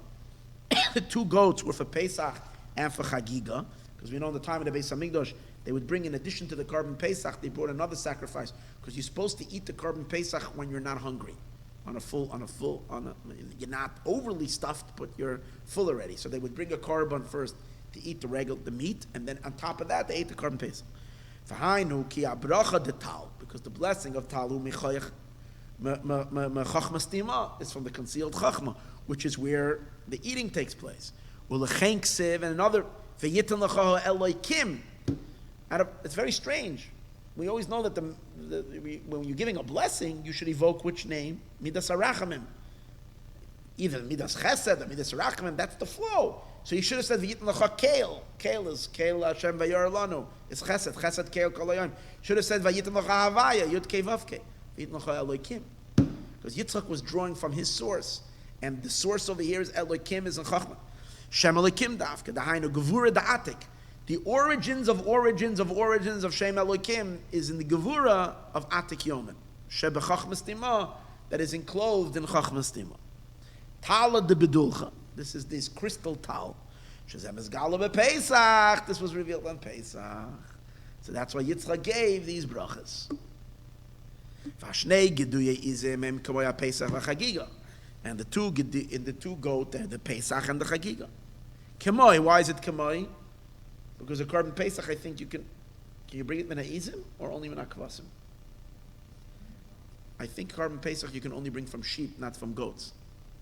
But Yitzchak, this before Matan Torah. Maybe you could bring from goats, I'm not sure. But in any case, it was like the carbon Pesach and the Chagiga. Well, it wasn't done in the Beis Hamikdash, but it was. V'halechem, and when he brought him bread, what kind of bread did he bring him? Matzah. Hu'alechem the matzah. This was matzah bread. V'hayayin, and what was the wine that he gave him? Hu'ayayin the dalet kaisis. This was the wine of the 4 cups. The Rebbe's father says, U'mashaloi hevi Yaakov gam morer. Why didn't, if you're preparing him a whole Seder plate, why didn't he bring a morer? Simple answer, he didn't bring a morer because then he would have known that's Yaakov. He's bringing... He would have busted him immediately. But why didn't he bring him the Mara? Yashloimer, Mara, or Meridus. Yitzchak doesn't need Mara. Mara is bitterness. Yitzchak has enough Gevura on his own. So you don't have to bring that. Yitzchak himself is the Mara. That's what he's saying. Yitzchak is the intent. Mara represents not bitter, but it's intent. It's bitter, but it means intensity. Yitzchak is Mr. Intensity on his own. He says, Rabbi Intensity. Merira is B'chenes Gevura, is B'chenes Yitzchak Atzmai, that's Yitzchak himself. V'emoya Mevi Mar, and if he would have added to Yitzchak Mar, that would have been Hayatoykif Adin B'yoser, it would have been too much judgment. And it would have interfered with the blessing. So no Mar, but everything else on the Seder plate was brought. But if so, you can ask the question, why did he bring wine? Wine is also din. Wine is red. There's also judgments on the left side. Wine is on the left side. Wine is from Gevura. But we know that it says, the Zohar says that he mixed it with water. So that means it's not such intense Gevura. He put water into it. Stated in Zohar, he poured water into the wine of Yitzchak. Nimtza comes out, B'yom Rishon, the Pesach. What did we say before? What's Yom Rishon? Rishon is always referring to Kesser. But in Kesser itself, what's B'yom Rishon? Shekoy ala Kesser, it's referring to Kesser. Hu b'chenes chachmas timasha beKesser. It's the lowest level in Kesser, Pesach, which is the chachmas tima of Kesser. It's the, or Pnimi, all the mitzvahs that we do are eating, and so on and so forth. Now we go to the next thing. He's explaining the Gemara, where the Gemara says, you hear? B'schar, in the merit of 3 Rishons, we zoichet the 3 Rishons. The merit of the 3 Rishons are keeping Pesach, first day Pesach, first day Sukkot, and first day Lulav. Even though it's the same day, but they're called 2 Rishons. In the merit of that, we destroy the children of Esav, which are called Rishon. We are Zoichet to the Binyan Beis Hamikdash, and we're Zoichet to Shmoi Shel Moshiach. These are the three things. All three are called Rishon. So he's drawing the parallel and explaining what's the connection of Epinemius and Yana. So Pesach we know so far what Pesach. We don't know, why that's connected yet to the overcoming of Esav. He didn't explain that. But we know what the Rishon of Pesach is. It's the Moyach Stima of Kesser. Now, B'yoyim Rishon the Sukkos. Now we're switching and we're going now to the first day of Sukkos. Ub'chinas Galgalta, this is the Gilgoyles. Galgalta is the skull. Now we're getting to the skull. Shegalgalta ub'chinas Or Makif. Galgoyles is already an encompassing light. And that's what the mitzvah of Sukkah is. We become encompassed by the Sukkah. Right? V'hainu Sukkah. This is Sukkah. Shesukkah ub'chinas Makif. The whole idea of a Sukkah is, it's you going into the Sukkah. Not only you're going in. It's not even like a garment that goes around you. It's a house. It goes around everybody together equally. This is why the mitzvah of Sukkah is a zecher to the Ananei HaKavod, to the clouds of glory. Sha'ananei HaKavod, the clouds of glory, oy b'schusa shel Aaron. We're in the merit of Aaron. Now, Aaron is what?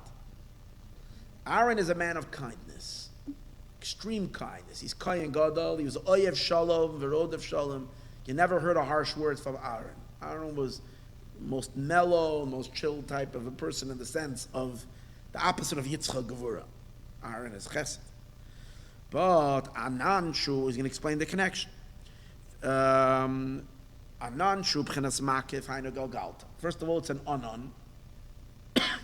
And an anan, that's the Golgolas. It's makif. V'hu b'schusa shel Aaron isha chesed. And it's in the merit of Aaron, who's a man of chesed. V'hainu. Because what's the energy in the Golgolas? What did we say earlier? The Gevura of Atik is mislabish in the Moach Stima. The chesed of Atik goes into the Golgolas, into the Golgolas of Erech Anpin, into the skull. Chesed the Atik sheba Galgalt. Iki Yedua as it is known. And we know that Sukkot, the whole energy of Sukkot is chesed. The Sukkot ub'chines ki govar oleinu chastoi. Hashem has increased upon us what? His chesed. Hainu chesed the Atik chastoi. His chesed. Chesed the Atik sheba Galgalt. And we don't say ki govar b'toichenu chastoi. We say ki govar oleinu. Oleinu means upon us, because it's a makif. Oleinu dafk. Shaleinu b'chinas ar makif. It's an ar makif. V'hainu chesed da'atik is the chesed of atik. Zeu chastoi, his chesed. Shebegalgalta, that's in the Golgola. Zeu aleinu, it's upon us, because it's a Golgolas. The Golgolas is an ar makif. V'yesh loimar, now we can say, just like I said earlier, that in the name of God that's in the Moyach Stima, it's the name Ma. And the name Ma is repeated 3 times. That's why it's 3 times Ma. I told you earlier from the Eitz Chaim that in the Galgolas, it's the Shem Ayin Beis, which Ayin Beis is Gematria Chesed. Ayin Beis 72 is the same Gematria as Chesed. So in the Galgolas is the Shem of Ayin Beis. And there too, it's 3 times. He says in each one, it's 3 times. So by Sukkot, it says also 3 times Sukkot in the Pasuk. In the Pasuk where it tells you to sit in the Sukkah, it says 3 times. That's where we have minimum of 3 walls. Basukos, basukos, basukos. V'yashloim ha'agimel palmim b'sukkos shenem b'pasuk hen l'neged ha'gimel b'chinoi shebegalgalta. The 3 elements that are in the Golgolas, Hamavua be'etz Chaim, Shar Erech Ampin Perek Dalet Anal. Over there he explains, just like he explained 3 levels in Moichin Stima, there is also in Galgolas also 3 levels. These are the 3 times, basukos, basukos, basukos. Now, okay, it says 3 times the word basukah. You should sit in a sukkah in that pasuk. Now, bayoim arishain delulav uminav. Now, the 3rd one. What's the 3rd mitzvah that we do that's called Yom Rishon? Is the mitzvah of lulav. Is the mitzvah of lulav. And she'inyan netilas alulav aminav. Now, when we take a look at the mitzvah of taking the 4 species of the lulav, einoi b'chinas makif k'moi sukkah. It's not a makif. The 4 minim don't surround you, even though you shake it in all directions. but it's not a makif like sukkah. Ve'enoi b'chenes pnimi, but you also don't eat your esrog. You can eat it after sukkahs, but during sukkahs you don't eat your esrog. K'moy achila de Pesach matzah mara. It's not a mitzvah like eating, which is Pesach matzah mara, which are all mitzvahs of internalizing, like we spoke earlier. Rak, what then do you do? Shemenanim esalulav uminav ba'avir. We shake the minim in the air, into all directions in the air. What did we say? There's three parts in the moichin.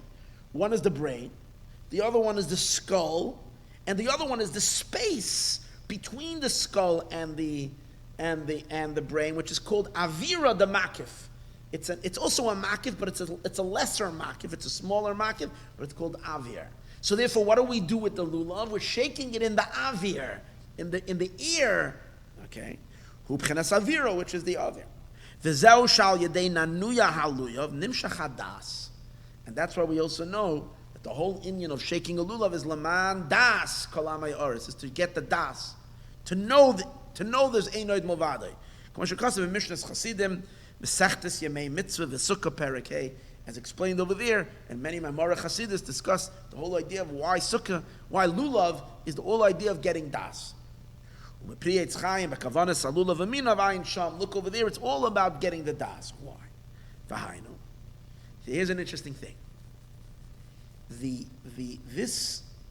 As I told you right in the beginning of the class, that the concepts we're learning today, it's just perfect in terms of the symmetry is unbelievable, but to really understand these inyanim, you have to learn a whole lot of Chassidus to get an understanding of what these inyanim really mean. But today it's just for the symmetrics. And so what do we have over here? So it says like this. Atik Yoimen is still Ein Sof. But in Atik Yoimen still we already detected that there is a Chesed Atik and a Gevurah Atik. And where are they mislabish? The Chesed of Atik is mislabish in the Galgolas of Erech Anpin. The Gevurah Atik is mislabish. It's Gevurah in the Moich Stima, which is the Shorish of Or Pnimi. So it's a contract Gevurah Deganyan. Now the space that's in between the brain and the skull, even though in Madrega it's lesser than the skull, it's not Kesser Shebe Kesser, it's lower level. So it itself is a lower level, but it says that in that space it's mislabish in it a higher level of atik than is mislabish in the Galgolas, that is enclosed in the Galgolas and in the Moich Stima. What? The level of the first three of atik. You see, Chesed and Gevurah is already the lower level of Atik Yoim. The first three is the Chabad of Atik Yoim, and Be'ikr Das, the Das of Atik, which is really coming from a place called Reisha Radla, Reisha Deloyas Yada, a place that's utterly not known. Which ultimately, as you take it up higher and higher, refers to Atzmus himself, to the Eibishter himself. And when we say, so the purest revelation of Orein Soif is Dafka in that space, in the Aver. It's not Pnimi, it's not completely Makif, it's somewhere in between. It could, now in the Maimer from the Rebbe Rashab that I managed to glance a little bit before I came here, we learned before that Moyach Stima is the Shoirish of Chachma, but it's not Chachma yet. It doesn't have any seichel to it yet. It's the koach of maskil. What's the koach of maskil? When you want to learn something, you have a problem. It's the place from where seichel comes from. But it's not seichel yet. It's the place from where seichel comes. It's the producer of seichel. So it's not defined yet by seichel. But then there is something before that. What causes the koach of maskil to operate? What causes your koyach hamaskil? How do you activate your koyach hamaskil? Sometimes it happens out of nowhere, you're like mamash, just not concentrating on anything, and suddenly, boom, an idea falls into your head. But most of the time, it's you want to get it. So there's ratzon, but there's two things. There's a ratzon that you want seichel, but a lot of times a person has ratzon, and they want to. You buy a test. You're taking a test, and you really have a rutzen, and I really want to know. and nothing happens. Why doesn't it happen? Because there's too much ratzon. It's like when a person is like, I must get it, you can't even. There's something else. It's the das. Das is the focus. You have to be able to focus your mind. You have to in a sense, quiet the ratzon and act the ratzon is behind. In other words, what's giving you the das, the focus, is because you want to have focus. The ratzon is so let's see how it's working. You see the stages of here. Kesser shebekesser is the ratzon. You have the very person says, I want to know this. And then what do? You focus. That's the das of what kind of das we're talking about here? You're talking about of the pre-intellect. You're talking about the das that activates your moichin. It's higher than chachma bin. It's still in a level of kesser. It's just that you're focusing into this area. And when you're zooming in, then the koyach hamaskil produces an idea. So you see how it's one above the other? Here's the kesser, the galgalta, that's the ratzon, the will. Here's the das, which is you're focusing in, and then the koach hamaskil, which is the source of seichel. So das is mislabish where? The das of Atik Yoimin is mislabish where? In the avira, in the space between the moichin and the gulgolas. And therefore, and that's why, what do you gain by shaking the lulav? Not what you gain. What are you accessing? Since this mitzvah connects to the avira in Kesser, to the avir, which in that is mislabish das of Atik Yoimin. That's why, what's the whole inyan of Dalet Minim? Hamshachas das. Because that's the source of das. So, here, das. Medas ta Atik shebavira, that's this. V'zeu, and here's gewaldig. It says, V'zeu shal daled minim shebelulav nemar v'arbo lo yadatim. It's a medrash. There's a pasuk in Mishlei.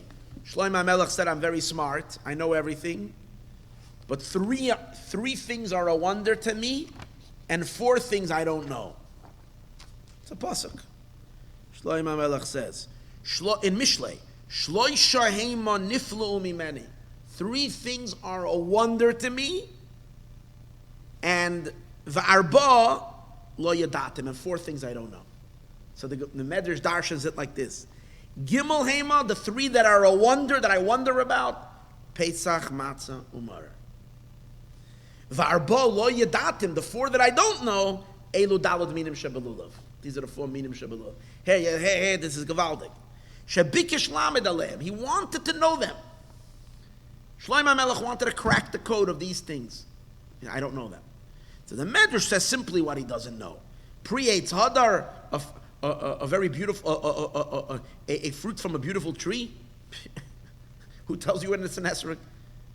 There are many other beautiful trees. Beauty's in the eyes of the beholder. Everybody will say something else is beautiful.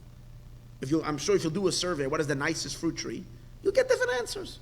Someone might say a kiwi tree. Or pstavka esrog.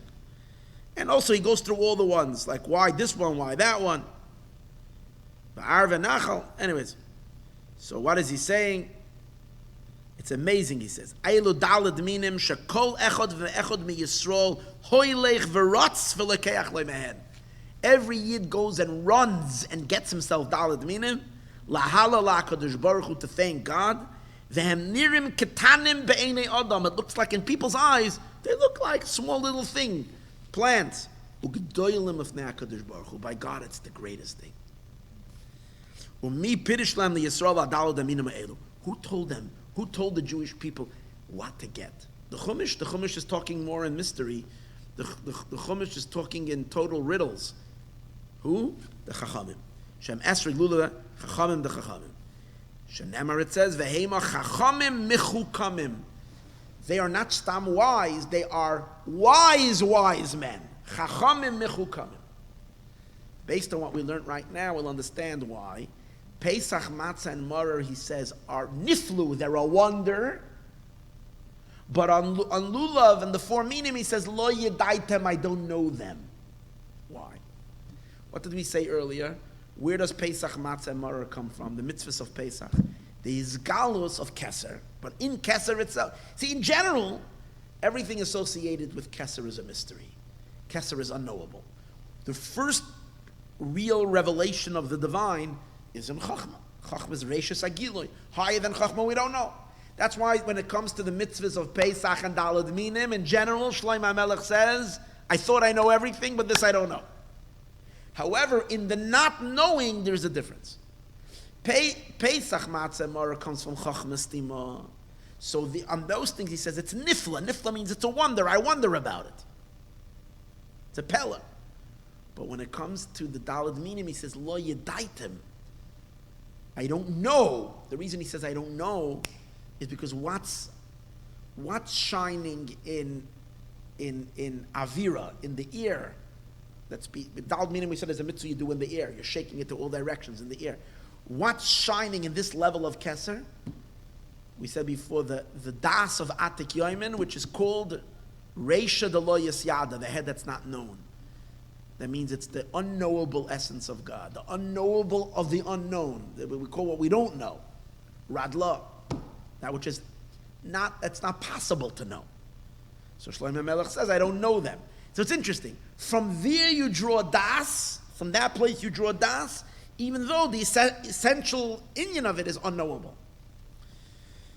But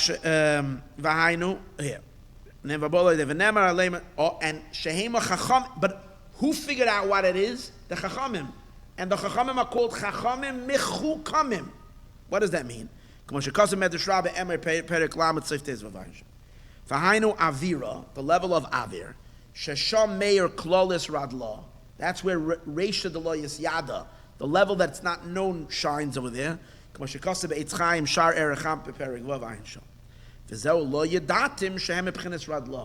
why I don't know them, because they're from Radla. Reisha de lo Yasyada.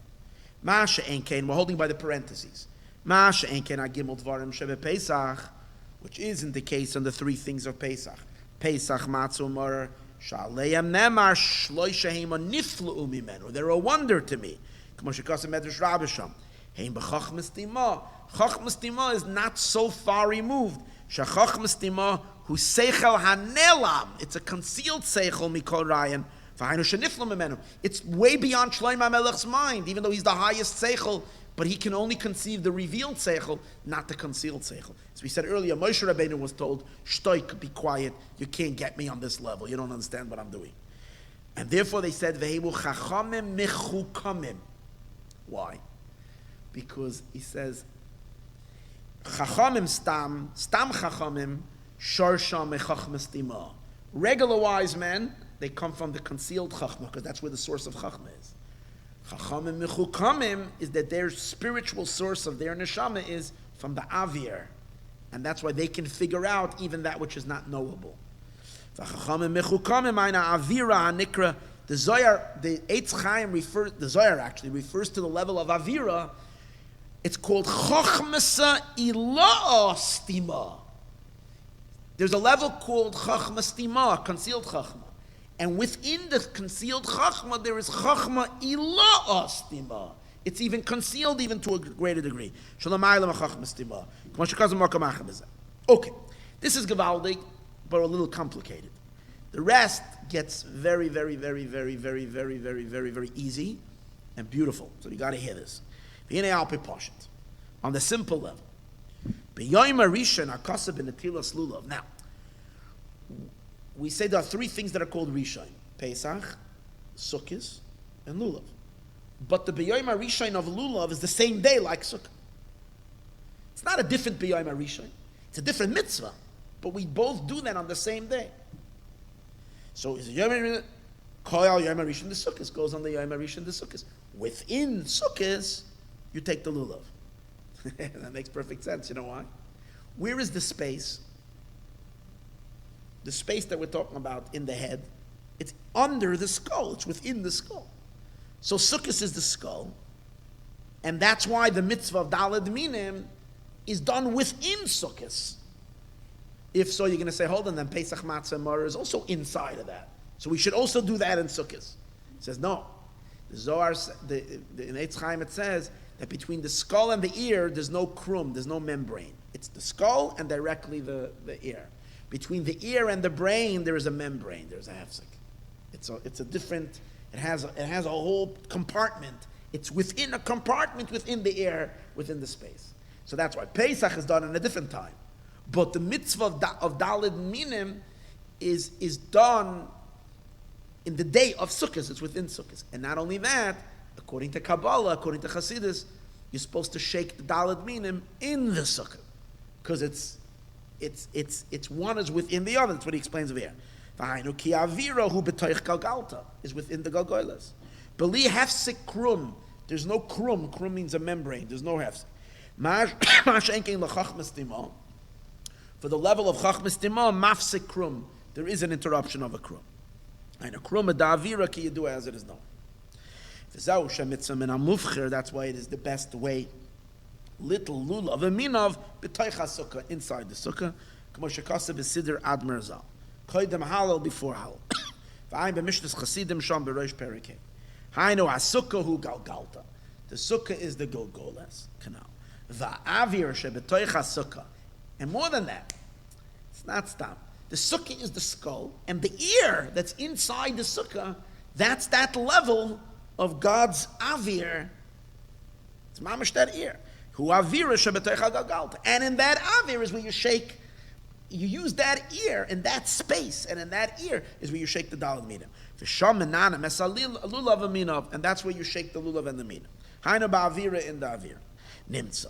Hashloisha risha in the Pesach sukkah the lulav aminav and the lulav hem leneged agimel reishim correspond to the three heads. Chachmas tima galgalta avira, the hidden chachma, the galgoyles, and the avir. Now we're going to see the reward that each one gets. We're going to see the reward that each one gets. What does it say? Reward for Pesach. What's the reward for Pesach? We get rid of Esav. That's called Rishai. We destroy Esav. The reward for Sukkah is Beis HaMikdash. And the reward for the Lulav is the name of Moshiach. You got to see this. This is Gavaldik.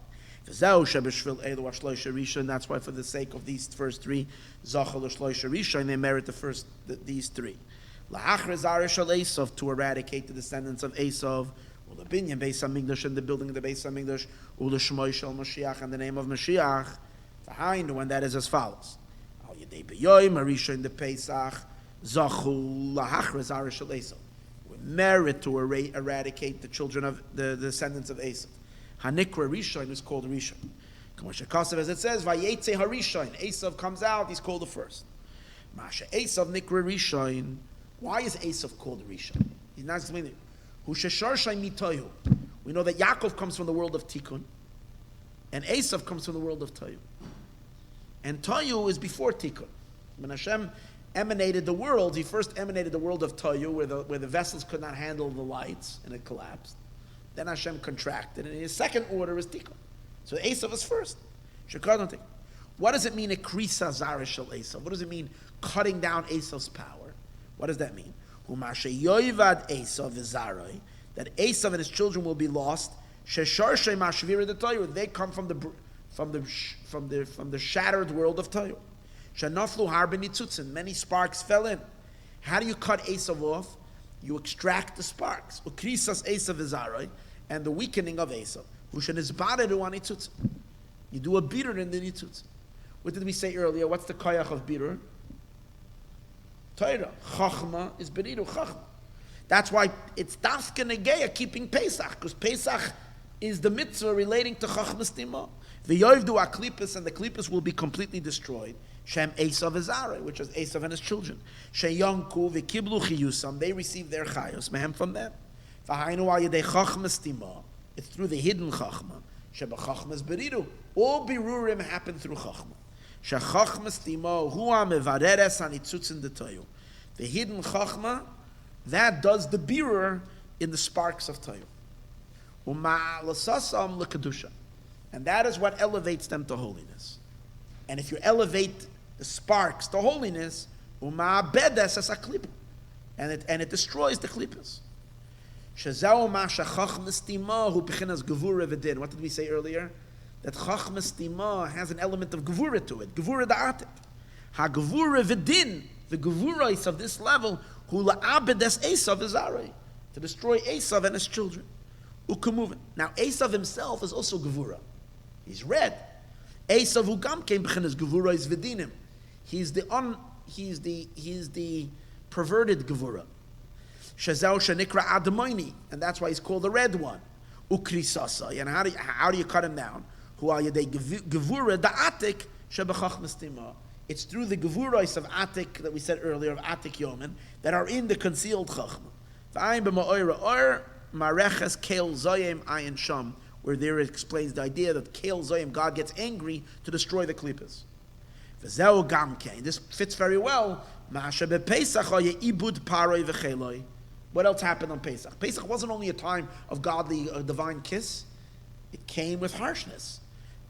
Paroi and his armies got destroyed. V'chol ha'makes, and all the makes shenimshechu olav, they were all, even though they were given before Pesach, but they were all hainu machachmas tima shu b'chinas gevura v'din, from the concealed chachma, which is gevura and din. V'zeh haya be'geulas Mitzrayim. This was way back then when we went out of Egypt. V'chein yeh be'geula asida.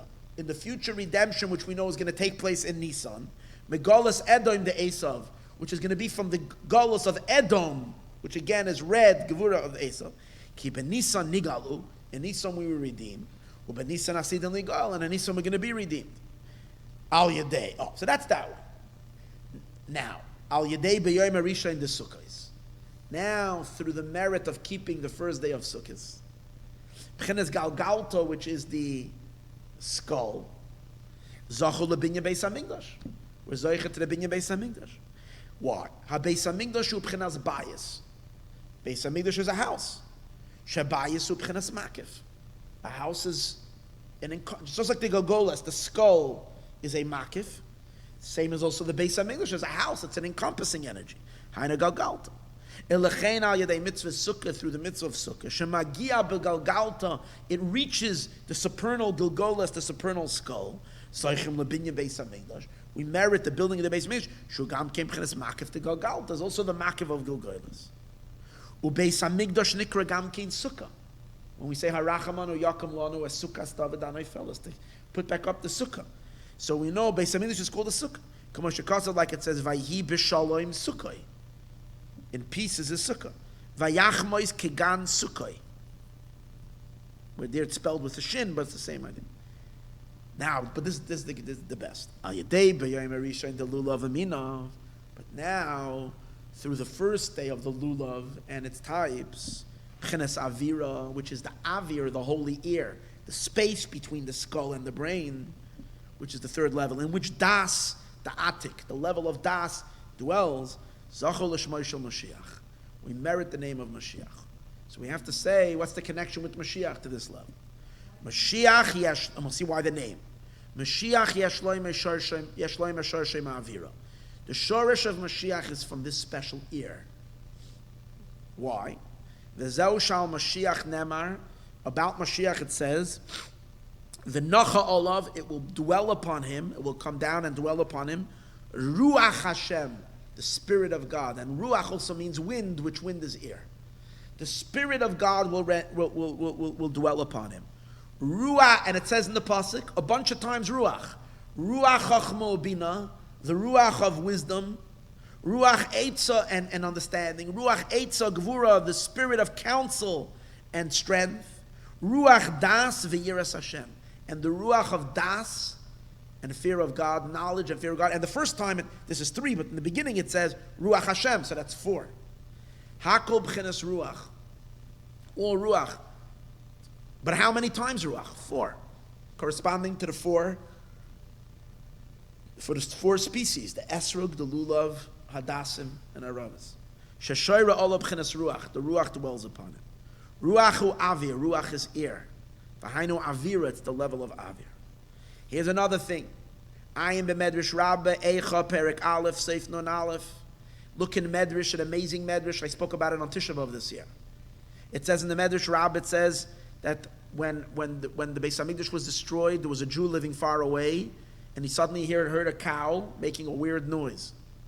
And there was an Arab there, The Jew was plowing. That's what happened. The Jew was plowing his field. An Arab walked by and he hears the cow make a weird noise. So he tells the Jew, undo the plow. What are you plowing? You guys are going into exile. He said, why? He said, because the Beis HaMikdash was just now burnt. The temple was just now burnt. The Arab, I guess, had some kind of a sensitivity. So he was able to sense, and he told him, and that's why your cow made that noise. The cow just communicated that your holy temple was burnt. So why should you be plowing? You guys have no hope. You're going to be out of here for many, many years. And then a minute later, the cow made it again a noise. So the Arab tells him, okay, harness back the cow, put it back onto the plow, because Moshiach was born. That's what it says. So the man says to the Arab, can you show me where I want to go see Moshiach? I'm very curious. Moshiach was born, where is he? So he told him where, in which town he was born. So he goes to that town, and he figures, how is he going to find? So I think he asked the Arab, how am I going to know which baby it was that was born? So he gives him a sign. In the market, something that you should do, whatever. Oh, all babies are wrapped in very nice clothing, but this baby doesn't have nice, something like that he tells him. I forgot exactly the story. Anyways, he goes to the marketplace, and he decides to sell. He wants to speak to the mother. He's selling baby clothing. This guy wants to see Moshiach. And everybody's buying, but this mother isn't buying. So he says, how come you don't want to buy your baby a nice outfit? And she said, yeah, because he's my very unlucky child. She has Moshiach and she thinks he's the unlucky baby. She says he was born he was born in the most darkest moment. The Beis HaMikdash was born when he was born. He reminds me of destruction. So I don't want to dress him nice. I have this dislike to this baby. In the end, whatever he told her, yeah, I'm going to give it to you without paying. You'll get me money later, ahead ahin. Then he came back a year later and he wanted to see the baby. And he asked what happened with the baby. He wants to see. And the mother said, winds came and carried him away. The baby disappeared. The winds came and took him away.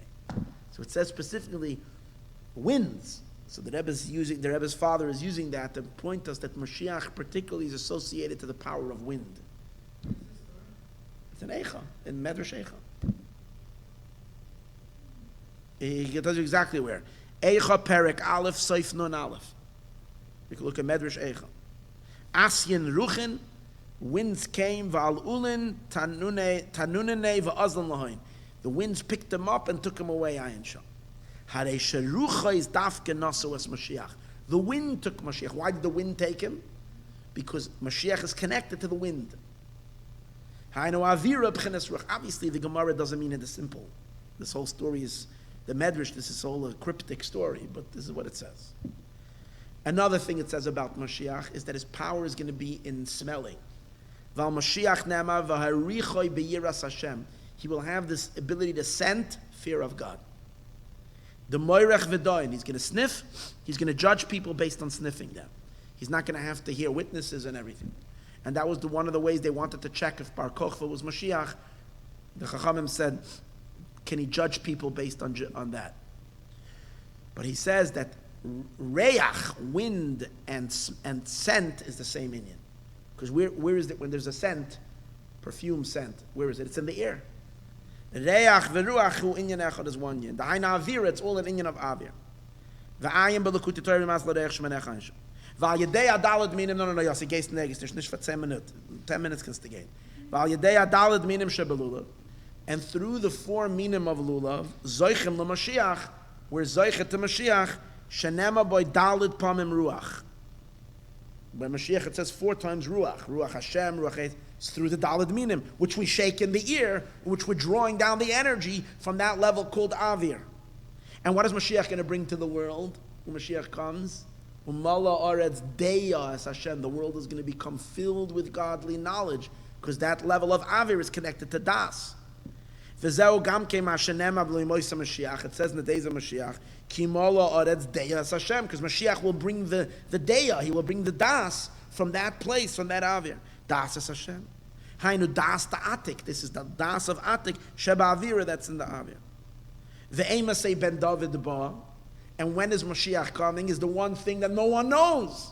Because what did Shlomo HaMelech say about the Daled Minim? He said, everything I know, but these four minim, these four I don't know. Lo yadaitem, I don't know them. Because it's a level of das from a level called Reisha de Lo Yasyada, from a place like we spoke earlier, a place that you can't know. So this is one thing that remains a mystery. Eino Yeduah is not known. V'hu ba behesach hadas. Mashiach comes when we're unexpected. V'hainu ki ba'avira meir radla, because in the level of avir shines radla, Reisha de Lo Yisgalian. Canal b'pirish lo yadaitem, I don't know. V'zeu she'eino Yeduah emasayava, we don't know when he's coming. Uba behesach hadas, he comes in a moment you're not thinking. V'pchinas Reisha de Lo Yasyada, because it's coming from a place where you don't know. Sheba avira. Oh, and why does it say that we merit Moshiach? Why does it say we merit the name of Moshiach? So this is Gavaldik. The diktik aloshin l'shmoi shel Moshiach, the name of Moshiach, l'shmoi davka. V'lo yom ala Moshiach. Why does it say that we merit Moshiach, or l'bias ha-Moshiach, or to the coming of Moshiach? Yesh loima, we can say, kihine yesh dalit shemois l'Moshiach. There are 4 names to Moshiach. The Gemara talks about him, Masechta Sanhedrin, Daf Tzadik Ches. The Gemara gives 4 names for Mashiach. K'de'isa b'Sanhedrin, Daf Tzadik Ches. Devei Reb Shila Omri. The yeshiva of Reb Shila said, there was a yeshiva belonging to Reb Shila. The yeshiva who learned in Reb Shila's yeshiva said, Shiloi Shemoi, that his name is Shila. They learned in Shila's yeshiva, and they said Mashiach's name is Shila. The Stechemet says they were pointing to their Rebbe, saying that he's Moshiach. Shila. The reason why he's called Shila is because Shai Loi, presents to him. It says about Moshiach. That At Kiyava Shilo, Moshiach is called Shila. Shenem At Kiyava Shilo. Shila means Shai Loi. The whole world will bring him presents. Okay. The Rabbi Yanai Omer, the yeshiva of Rabbi Yanai said, Yinon, close to the word Yanai is the word Yinon. Yinon Shemoy. His name is going to be Yinon. Shenemar Yehi Shemoy La'olam. His name, we're talking about in Perik Ayin Beis and Tehillim. It says his name will be forever.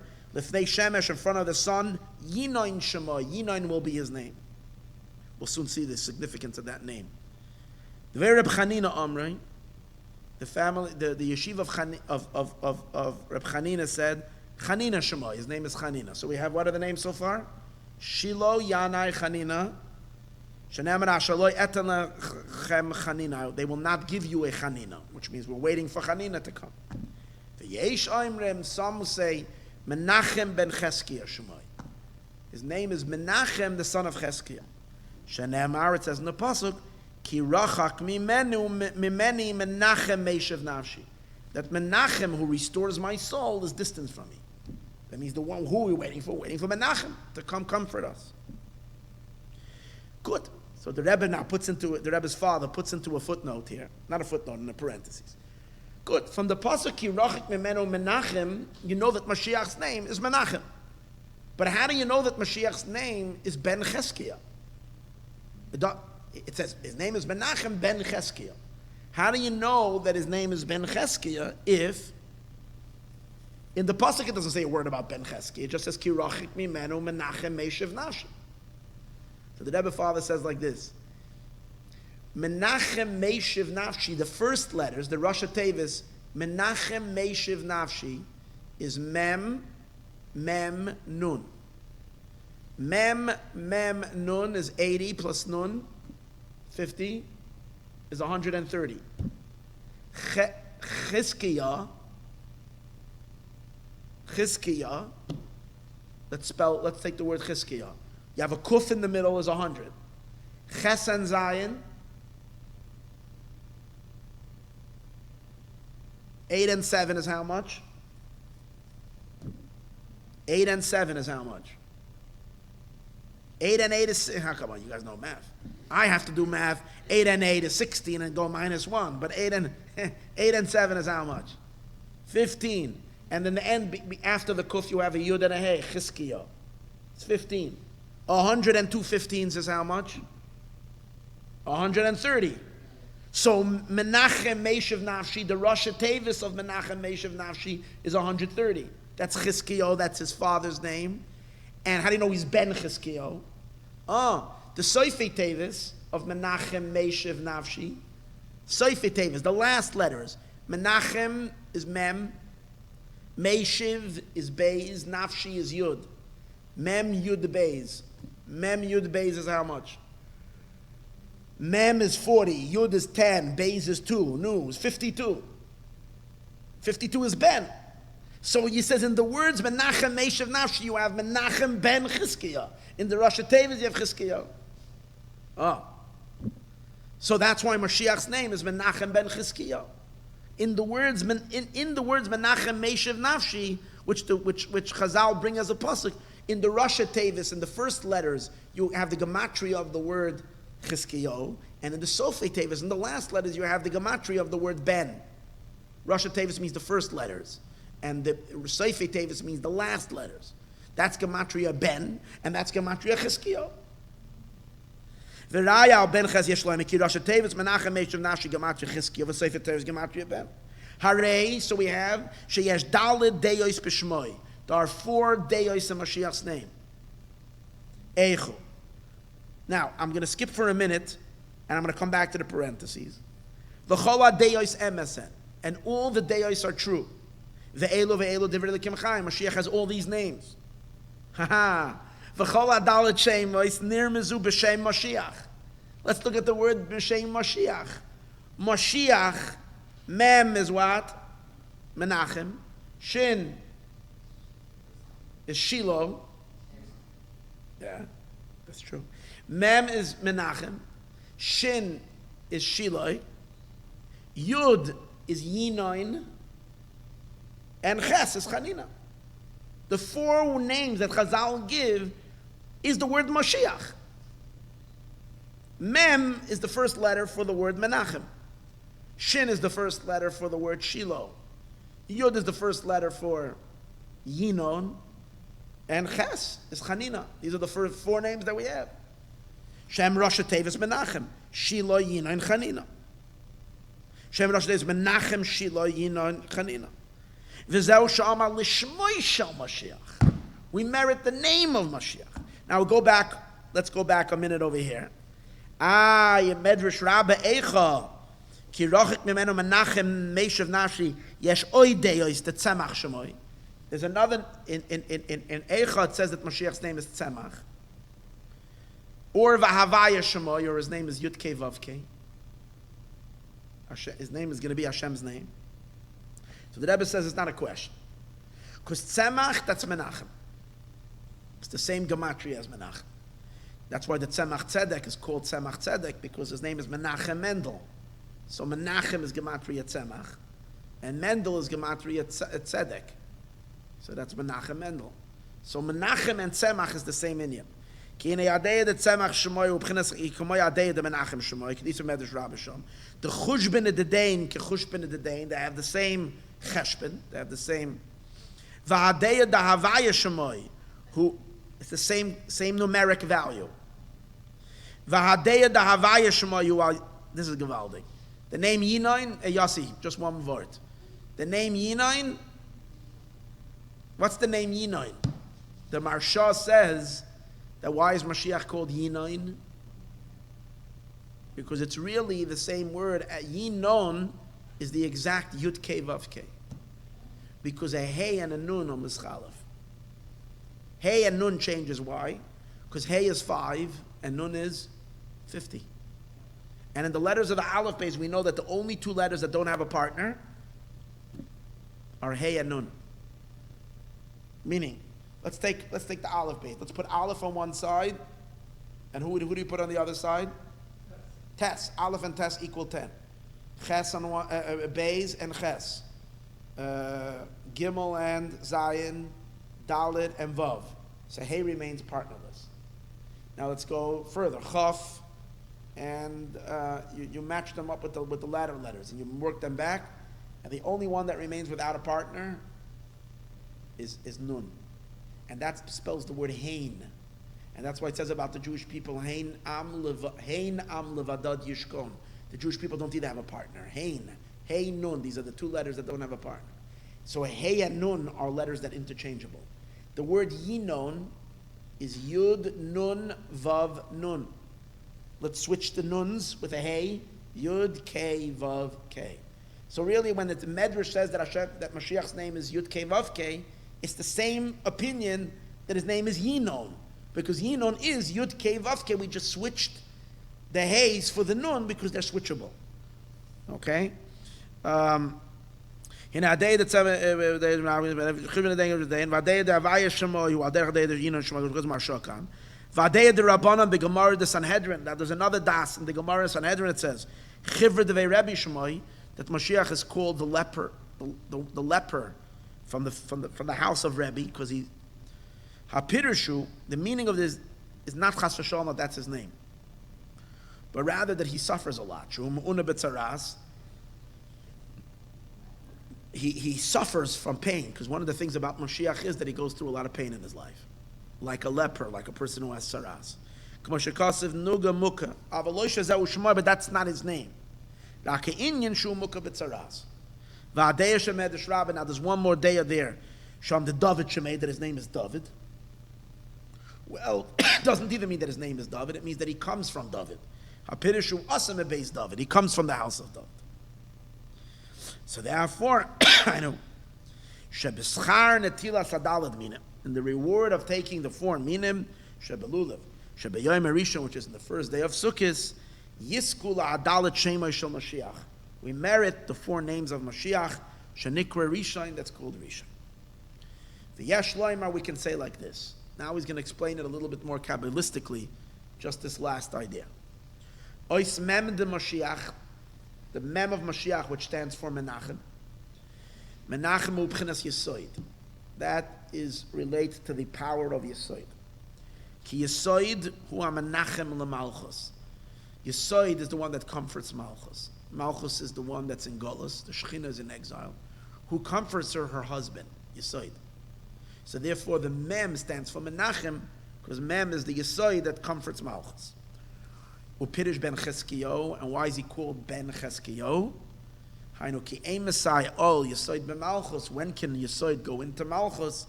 Shu Menachem Oisa, where he can comfort her. Kad iu betukfei, when he is strong. Kamashukazim Meira Or Mareches Eisan Ayin Sham, the Ayin Sham Mareches Boyaz Ayin Sham v'zeu ben Cheskiyo. Shecheskiyo Pirish Taikif. Okay, in order there should be a yichud between Yesoid and Malchus, there has to be a chazaka, a choizek in Yesoid. Right. Hainu leneged al lulav shu b'chinas Yesoid. So that corresponds to the lulav. We know that when we take the Daled Minim, the lulav corresponds to Yesoid. Ois Shin, the Moshiach, the letter Shin of Moshiach, Shiloi, hu leneged Chagas, corresponds to the Chesed Gevura Teferes that's in Moshiach. Because a Shin has three heads, 3 yods on the top. Right? Each one. Chesed Gevura Teferes. So Chesed Gevura Teferes, then you have Yesoid. Ki agimel kavin shebishun roimzem al chagas. The 3 lines of a shin indicate Chesed Gevura Teferes. V'hain neged agimel hadasim. That corresponds to the 3 hadasim. So you got Yesoid is the lulav. You have the 3 hadasim, that's the shin of Moshiach. Sheroimzem al chagas, which we know the 3 hadasim stands for Chesed Gevura Teferes. V'chein kol hadas, and then each one of the myrtle branches themselves, who Meshulish has 3. Each one has to have 3 leaves, 3 leaves, 3 leaves, the whole thing covered in 3 leaves. Ois Yud de Moshiach, the letter Yud of Moshiach, Yinoin of Yinoin, who leneged Malchus, corresponds, basically saying it's the last 7 spheros. Chesed Gevura Teferes are the 3 hadasim. The lulav is the Yesoid. The Esrog is the Yud. We'll see why in a moment. And the 2 Aravas, they are Netzach and Hod. So you got all the 7 spheros, and they all comprise Moshiach's 7 powers. One of the things about Malchus is that Malchus is always boils down back. The moon, for instance, goes back just to a tiny little point. Then she grows.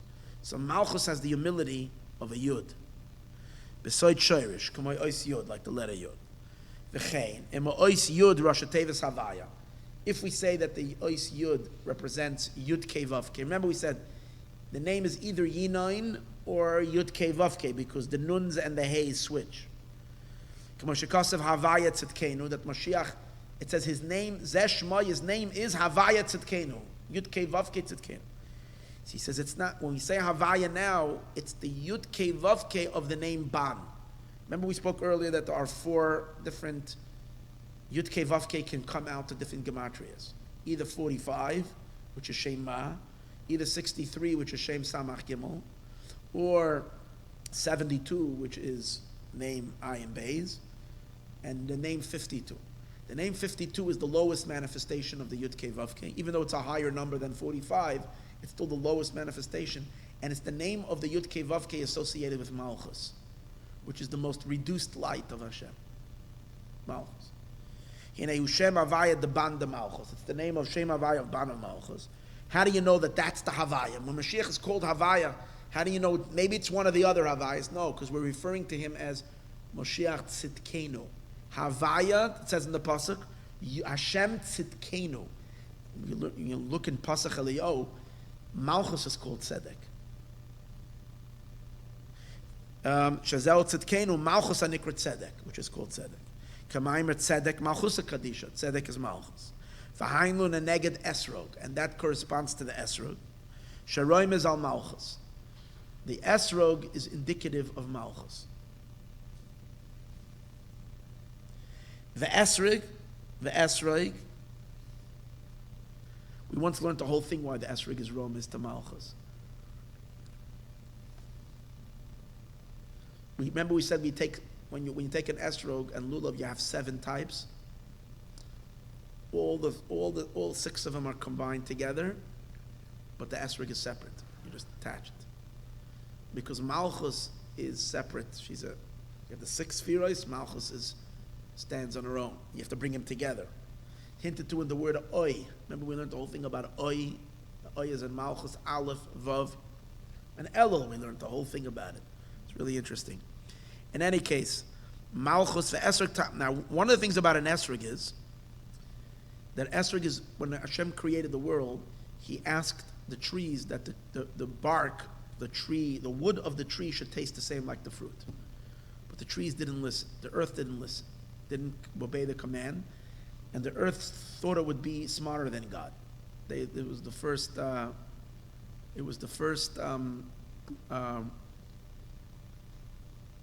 environmentalists, but they didn't want to listen to Hashem. Why were they environmentalists? They said if the wood is going to taste the same like the fruit, people are going to chop the trees down, and you're going to basically ruin the environment. You're going to lose the forests. But you should have listened to God, because God can take care of the forests. But they didn't listen. Besides one tree, the esrog tree, if you eat the bark, it has a taste of esrog. All other ones not. So it says like this: "Ve'esrog tam itza yopir yeshava." Its wood and its fruit is equal. So what does that mean? What did we say earlier? Which Yud Kei Vav Kei? Which Yud Kei Vav Kei is referring to Malchus? If Moshiach's name is Yud Kei Vav Kei, which one? It's the last one, the name of 52. If you look at the name 52, in every name of God, there is the outside letters, the main letters, and there's the hidden letters, the miloi. Okay, what makes 72 be different? Why is one Yud Kei Vav Kei? It's the same Yud Kei Vav Kei is 26, always. But the hidden letters are different, because if you fill, the question is what you fill it with. If you fill the hay with a, hay can be spelled hay aleph, or hay, or hay vav. So in Shem Ban is when you fill the hays with another hay. When you do that, it's interesting, the number 52, the easy way to figure that out is, in 52, the main letters, the exposed letters, the outside letters, and the hidden letters equal the same amount. Why? Because 52 is 2 times 26. So Yud Kei Vav Kei is 26, and the hidden letters, inside the Yud is a Vav and a Dalet, Yud, Vav and Dalet, that's another 10. So that the hays remain the same. What are the hays? Hey. Each chart, so that's also. And Vav is also, when you do 52, you count the Vav, just the Vav. Not Vav, Yud Vav, just Vav. So the Vav, you see? So what do you have? The outside and the inside are totally the same.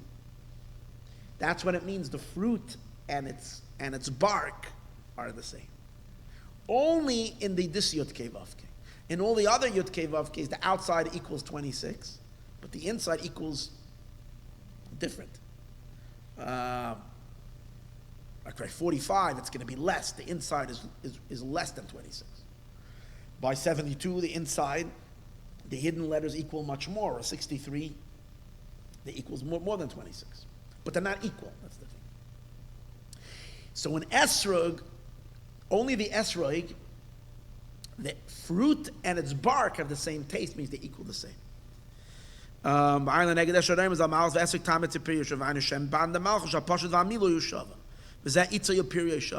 equal.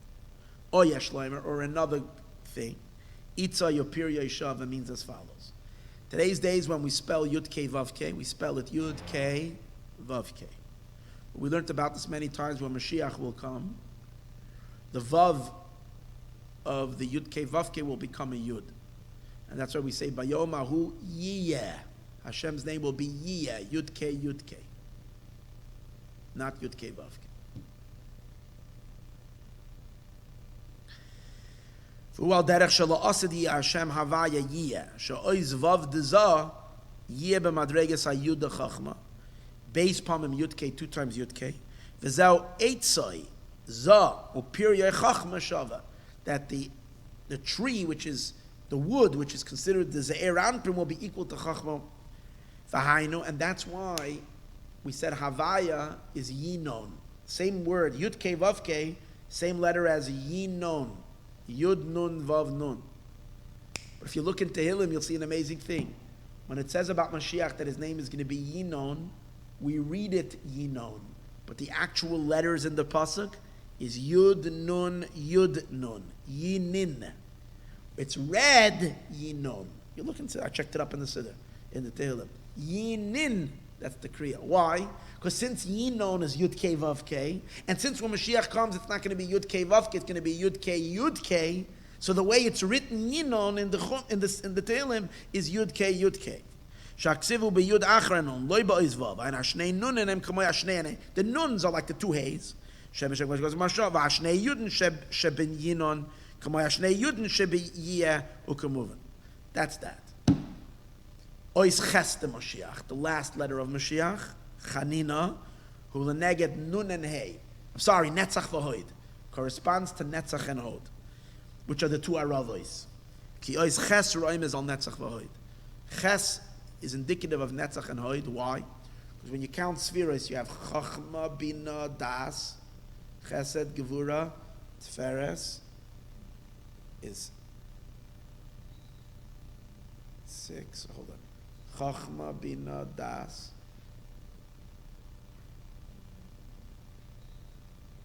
Chachma, Bina, Das, Chesed, Gevura, Teferes. Oh, so Netzach is 7 and Hoid is 8. But he says, since Netzach and Hoid are both always together, even Netzach can be considered the 8th one, which is the Ches. And Yesod is number 9, and Malchus is 10. So the 8th one is Netzach and Hod, because they're both considered a half a body. And sometimes they're considered only 1 sphera. They're not considered 2 sphera.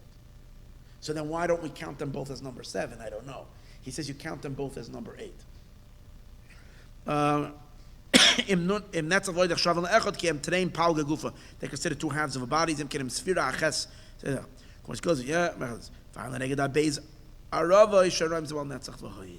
So that's why we merit the name of Moshiach.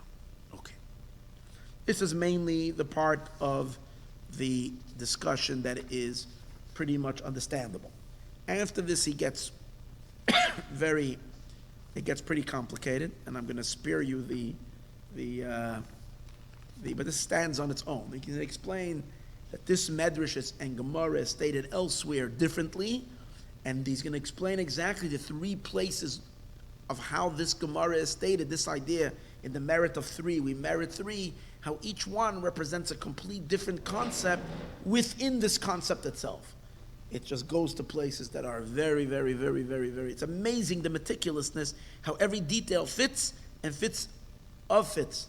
The same medrash can be stated in two places, and the reason why this medrash says like this and this one's slightly different is because these are levels that they're connecting to completely different, and that's why it comes out in small, light nuances and the differences in the way the medrash is stated.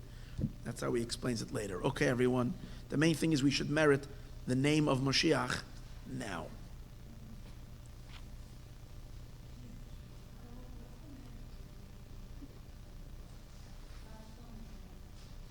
It's in Parshas Emor, by the Daled Minim.